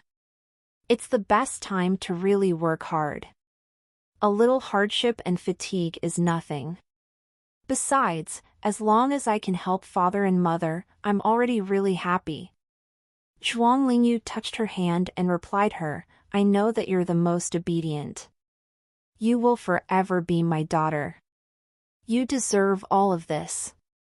As long as I'm here, no one can belittle you. Ning Yaohua coughed. Naturally, the same goes for me. Ning Xuelua choked on her sobs with her eyes down. Thank you, Mother. Thank you, Father. Ever since I found out about my past life, I've been trembling with fear, feeling like the world was going to come crashing down on me. I really don't know what I did wrong. Suddenly within one night, my home was no longer my home, and the parents I loved deeply were not my parents too. Read latest chapters at bin/c/o/m only. Zhuang Lingyu felt as if her heart had been cut out. Of course not, father is still your father, and I'm still your mother. All of this will never change. Ning Yaohua was touched too. You're raised by us. So what if you're not our biological child? In our hearts, you've long become our true daughter. There are so many children who aren't filial out there, though they are biological ones, and they can't compare to half of you. You're our pride, our Ning family's lucky star, did you forget? You're not allowed to have such nonsense thoughts again. Late at night, at Platinum Palace. Ning Shi had prepared to return to the apartment, but she found herself driving here. It was late, so she was not sure whether Lu Tingxiao was asleep already. Ning Shi was hesitating outside the door when the gate suddenly opened by itself. Lu Tingxiao was standing at the door in his pajamas. Ning! Before he could finish, Ning Shi had already ran into his embrace. What happened? Lu Tingxiao frowned and swiftly asked. The moment Ning Shi saw him, she finally let loose of all her repressed vulnerabilities, and said in a hoarse voice, My grandfather fell ill. It's really serious, the doctor said he might not make it this time. Don't worry, come in first, then talk. Lu Tingxiao quickly brought her in, sat her down on the sofa, then poured a glass of hot milk for her. Ning Shi held the glass of milk and stared at it blankly for quite a while before she said with determination. My grandfather is most worried about me, Lu Tingxiao. I want to find, or rent a guy to pretend to be my boyfriend and let my grandfather meet him, so he would feel assured. Why don't you bring me? Lu Tingxiao asked. Bring you? Ning Shi was stunned. Lu Tingxiao did not look too happy. Did she not even think of him at all? Ning Shi quickly reacted and said, what I mean is that if I brought you, my grandfather probably wouldn't be assured, but shocked instead. At such a moment, he wouldn't believe you even more if you brought someone else over. You can only bring me. Lu Tingxiao's tone was firm. Is that so? If you don't bring me, who else would you bring? Lu Tingxiao looked at her to ask. Ningxi looked at him weakly. Should I be honest? Ningxi scratched her head. Actually, I wanted to bring Shi Shiqing over to help cover up since his identity is more suitable, plus grandfather has always quite liked him, thus. Before she could finish, Ningxi could already feel a sense of danger. She quickly held onto Lu Tingxiao's arm and said, Hey, I think grandfather would definitely like you more. Let's go. I'll bring you over tomorrow. Lu Tingxiao shot her a look. Discover new chapters at novelby.co. Of course, he knew her concern was logical. With his identity, it would be hard for the elder to believe that he was sincere. There might even be a possibility that he wouldn't accept him. I will settle whatever you're worried about. Lu Tingxiao looked at the girl and gave her his reassurance. Sadly, a boyfriend can immediately be brought over, but the wish for a great-grandchild cannot be fulfilled. Ningxi looked sad as she mumbled, even if I started making one now, I wouldn't make it in time. As Ningxi said this, she suddenly thought of something and excitedly stood up. Lu Tingxiao, can you lend me little treasure? No need. Aw. What do you mean? You're not lending? No need to lend, he's yours, to begin with. Ningxi was so touched that she started to tear up. I'm not sure if what I'm doing is right, but I know that if I don't do anything, I would definitely regret it. There was no way she would let her grandfather pass away with regrets and without peace of mind. Thus, the next morning, Ningxi brought Lu Tingxiao and the little bun to the hospital. Lu Tingxiao had probably arranged beforehand. The ward area was extremely quiet without any random people around. A doctor personally led them upstairs. Doctor, how's my grandfather? Is he better today? Ningxi asked anxiously. The doctor shook his head heavily. Very terrible, he remains in a daze. If the situation continues to worsen like this, I'm afraid, within the next 2 days. What? Ningxi suddenly changed in expression. She was initially hesitating about whether to lie to her grandfather about little treasure, but now, she could not care so much anymore. Ningxi took a deep breath and pushed the door into the ward. Grandfather, I've come to see you. On the sick bed, the elder's spirit looked worse than yesterday. When he heard Ningxi's voice, he only lifted up his eyes slightly. Shao Shi. Grandfather, it's me. Ningxi walked up to the bed. I'm sorry, grandfather, I've actually been keeping something a secret from you. I've met someone I like. In fact, we're already together, but because of my work, I can't publicize it, so I never told anyone. Today, I've specially brought him over for you to meet. The elder did not have much energy to open his eyes. A moment later, he slowly asked, How much did you spend? How much money did you spend to rent? Grandfather, I didn't rent him. This really is my boyfriend. Ningxi was a little speechless. No wonder Lu Tingxiao said that if she brought someone else, grandfather would not believe her even more. The elder sighed, I know that you just want to make sure I have a peace of mind, you don't actually need to. Grandfather, I really didn't rent him. If you don't believe, I'll prove to you. Ningxi said as she pulled Lu Tingxiao by the neck and kissed him on the lips. You brat! How could simply let someone take advantage of you? This is such nonsense. Ningxi had no words. Wow, he still did not believe this was really her boyfriend. Grandfather, I haven't introduced myself. My surname is Lu and my name is Lu Tingxiao. I am currently with the Lu Corporation and am indeed in a relationship with Xiao Shi. The elder was immediately stunned. At the same time, he tried hard to open his eyes and slowly evaluated the man before him. Wait, hold on, who did you say you were? Lu what? Lu Tingxiao, grandfather, how much money do I need to be able to rent Lu Tingxiao? Ning Shi said helplessly. Discover EU chapters at novellebuy.co. He's Lu Tingxiao? Lu Tingxiao took out an identification card from his pocket and put it into the elder's hand. The elder's expression changed from suspicion to shock. Right, grandfather, there's still one more thing I hid from you. Ning Shi said as she held the hand of little treasure, who had been waiting obediently behind Lu Tingxiao.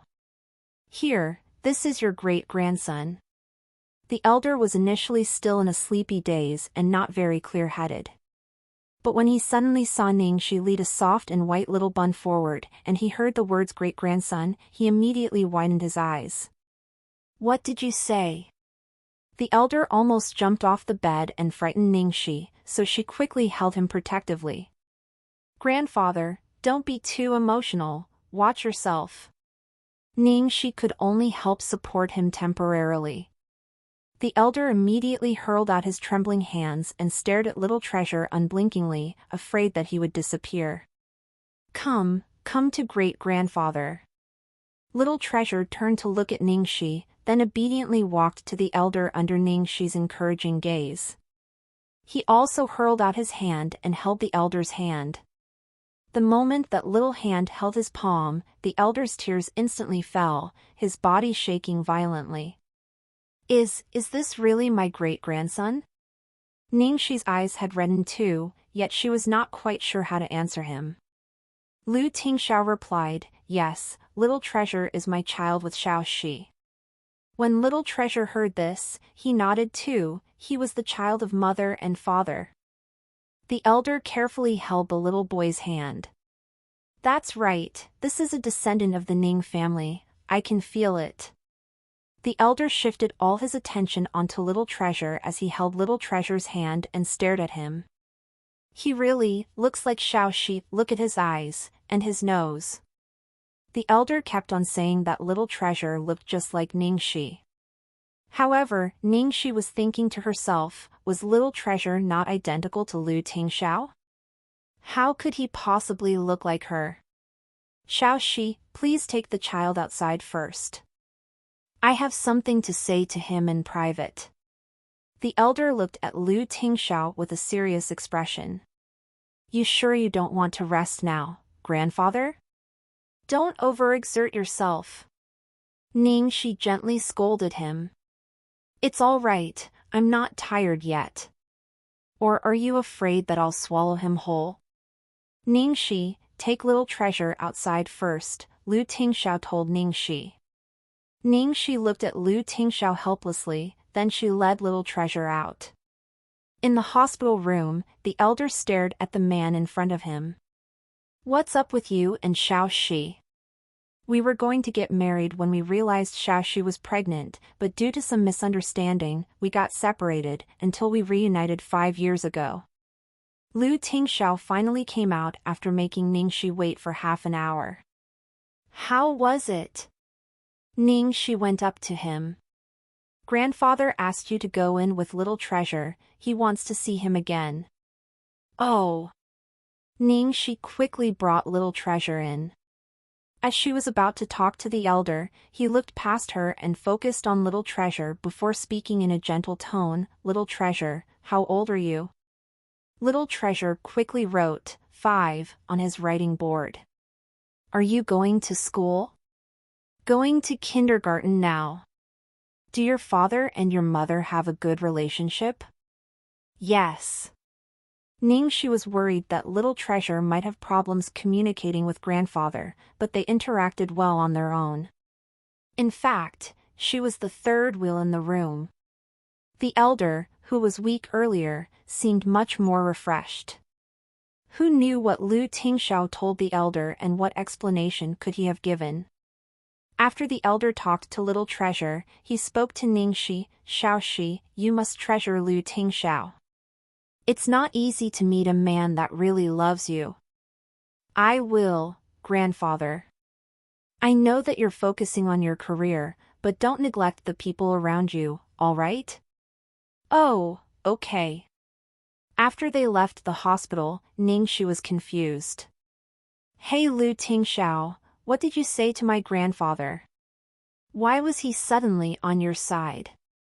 He was all over you. Logically speaking, he'd be frustrated that you made me pregnant, shouldn't he? Do you really want to know? Lu Tingxiao looked at her. Ningxi nodded. Yes. My value rises with the child. Ningxi was speechless. This could not be any more accurate. I told grandfather that we're not marrying right now, considering your career, but we can do it anytime as soon as you say yes. That was mean. That basically meant that he was putting all the blame on Ningxi. But it did not seem wrong. That's all? What else did you say?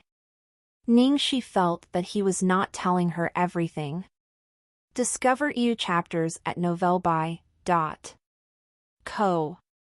Lu Tingxiao looked at her and said slowly, I told grandfather that we plan to have another 3 to 5 children. Ningxi almost choked. 3 to 5? That's too many. This was unexpected. This guy, he was good at dealing with the elders. After they left the hospital, they sent little treasure to school. On the way back, Ningxi cocked her head sideways and looked at Lu Tingxiao. Then, how did you explain our relationship to grandfather? Lu Tingxiao had said that he would handle it, so she had not asked much about it, but she was curious now.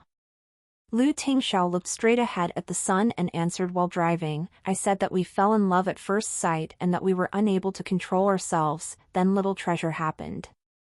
After that, due to some misunderstanding, you left little treasure and I. We reunited 5 years later and realized that we still loved each other, so we got back together again.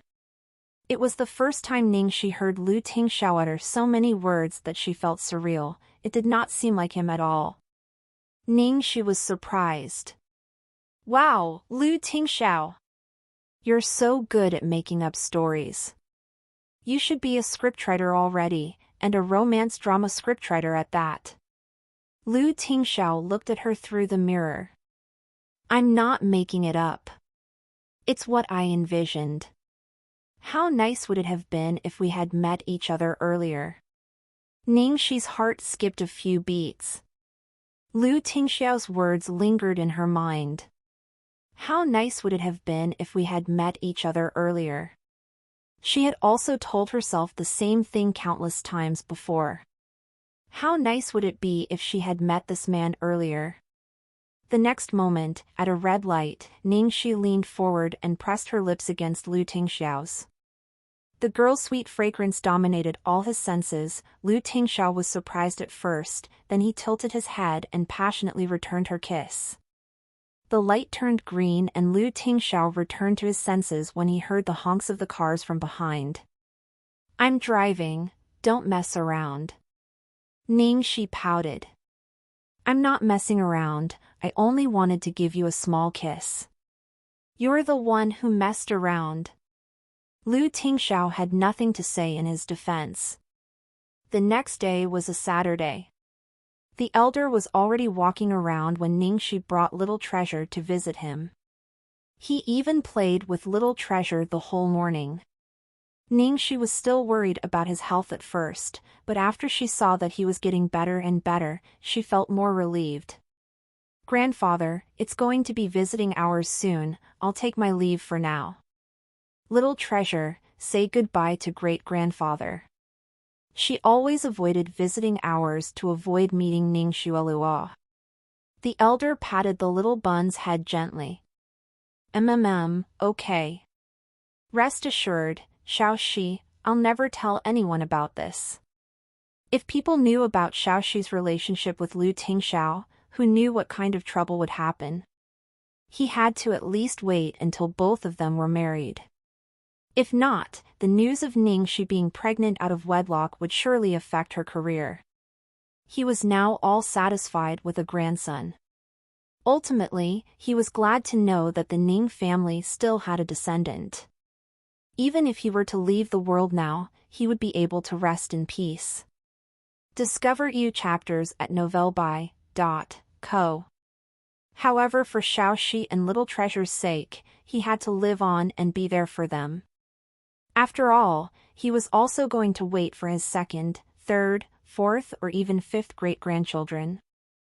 After Fashion Week, Spirit Studio had proven themselves worthy of the Golden Award.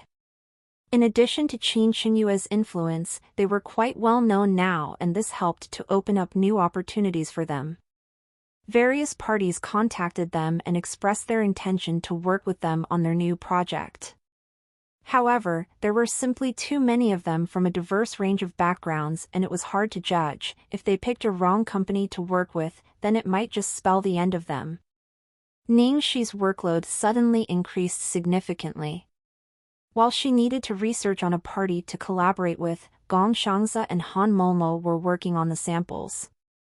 As she was occupied with her work, the assistant from Qin Xinhua finally arrived. Han Momo stood up and stretched as she heard the doorbell ring. "Is it the marketing director?" "I'll go get it." Moments later, Han Momo led a lady in. She was wearing a crisp champagne dress with her hair tied into a bun and not much emotion expressed on her face. She exuded an incredible aura. Follow the latest novels n/velbin.com. I'm Qiao Weilan. CEO Qin asked me to offer my assistance here. Qiao Weilan spoke straightforwardly in a formal tone. "Hello, I'm Ningxi, the person behind Spirit Studio. Please have a sit." Ningxi brought her into the office. "I was late because I had a few tasks to hand over and it took several days," Qiao Weilan explained. "It's all right, I understand." After some small talk, Ningxi went straight to the point. "I'm not sure if CEO Qin mentioned this to you before. We're a fairly new and small studio, so surely we are incomparable to your workplace before. Although CEO Qin lent you to me, if you don't like it here, I'd be glad to help you talk to CEO Qin." "No problem, I have no objections to CEO Qin's arrangement," Qiao Weilan replied expressionlessly. Ningxi assessed Qiao Weilan's attitude. While she was not very friendly, she did not look unsatisfied either. She was just obeying orders. This was much better than what she expected. She had been assigned here on such short notice, so Ningxi did not expect her to fit in so quickly. Ningxi continued with her introduction. "Our studio is really simple, there's not much explaining. Here are your two colleagues, our design director Gong Xiangze and his assistant Han Momo." They introduced themselves, and Ningxi noticed that Qiao Weilan's gaze was transfixed on Gong Xiangze for a little while before she returned to her usual robot-like self. Afterwards, Ningxi gave her a tour around the studio and arranged a workspace for her. "Our aim is now mainly focused on high-class bespoke and retail shops. The target audience is the high-end market, so we must pick our client groups carefully." Qiao Weilan spoke up. "I'll filter through the suitable clients in 3 days, and I'll deal with them after you look through the list. I'll discuss further collaboration details with the other party." "All right."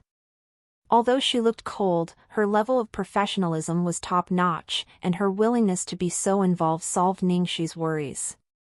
Ningxi would just see if Qiao Weilan would keep working obediently or would fit with them well.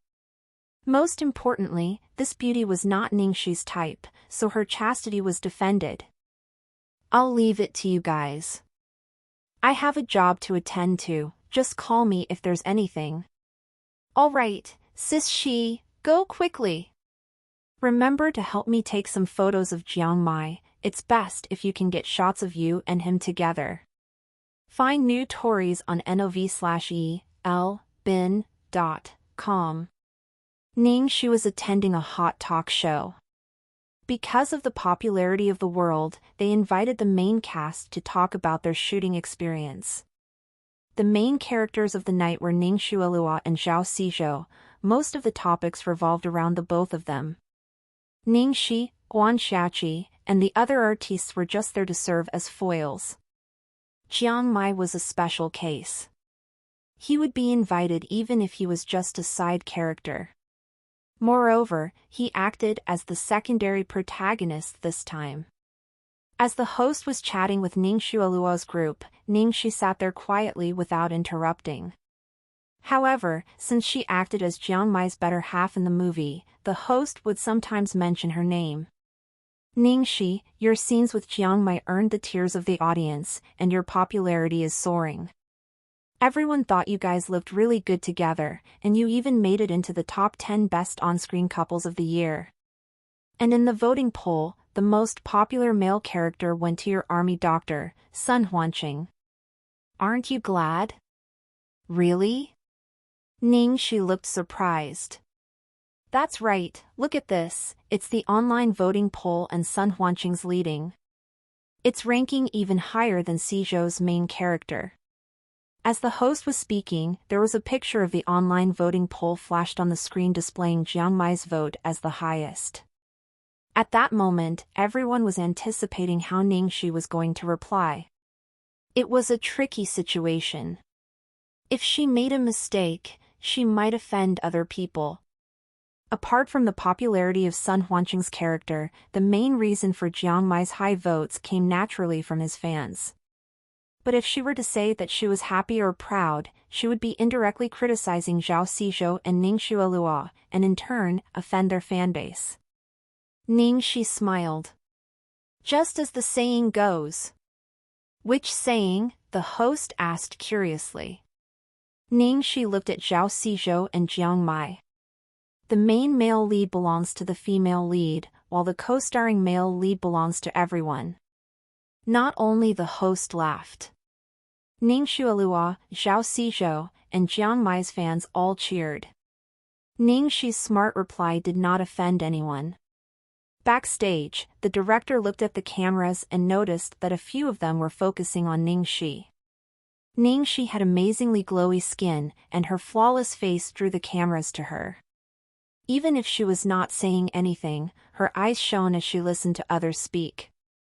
The cameras were always fond of aesthetics. Later, keep 3 of the scenes that focus on Ning Shi's face. Put her scenes together with Jiang Mai's, the director ordered the assistants. After the talk show was done, Ning Xuelua excused herself with a smile and she spoke to Ning Shi and the directors for a little before heading back to her car. As she stepped into the car, her smile turned into dreadfulness and she quickly made a call back home. Chang Li and the assistant had apparently already gotten used to Ning Xuelua's stress and her worsening tantrums, so they tried not to speak and minimize their presence to avoid being scolded. Xiao Ling, how has grandfather been doing this few days? Ning Xuelua asked her maid at home. Miss, he's doing well. He even asked Elder Shi and other friends to go fishing this morning.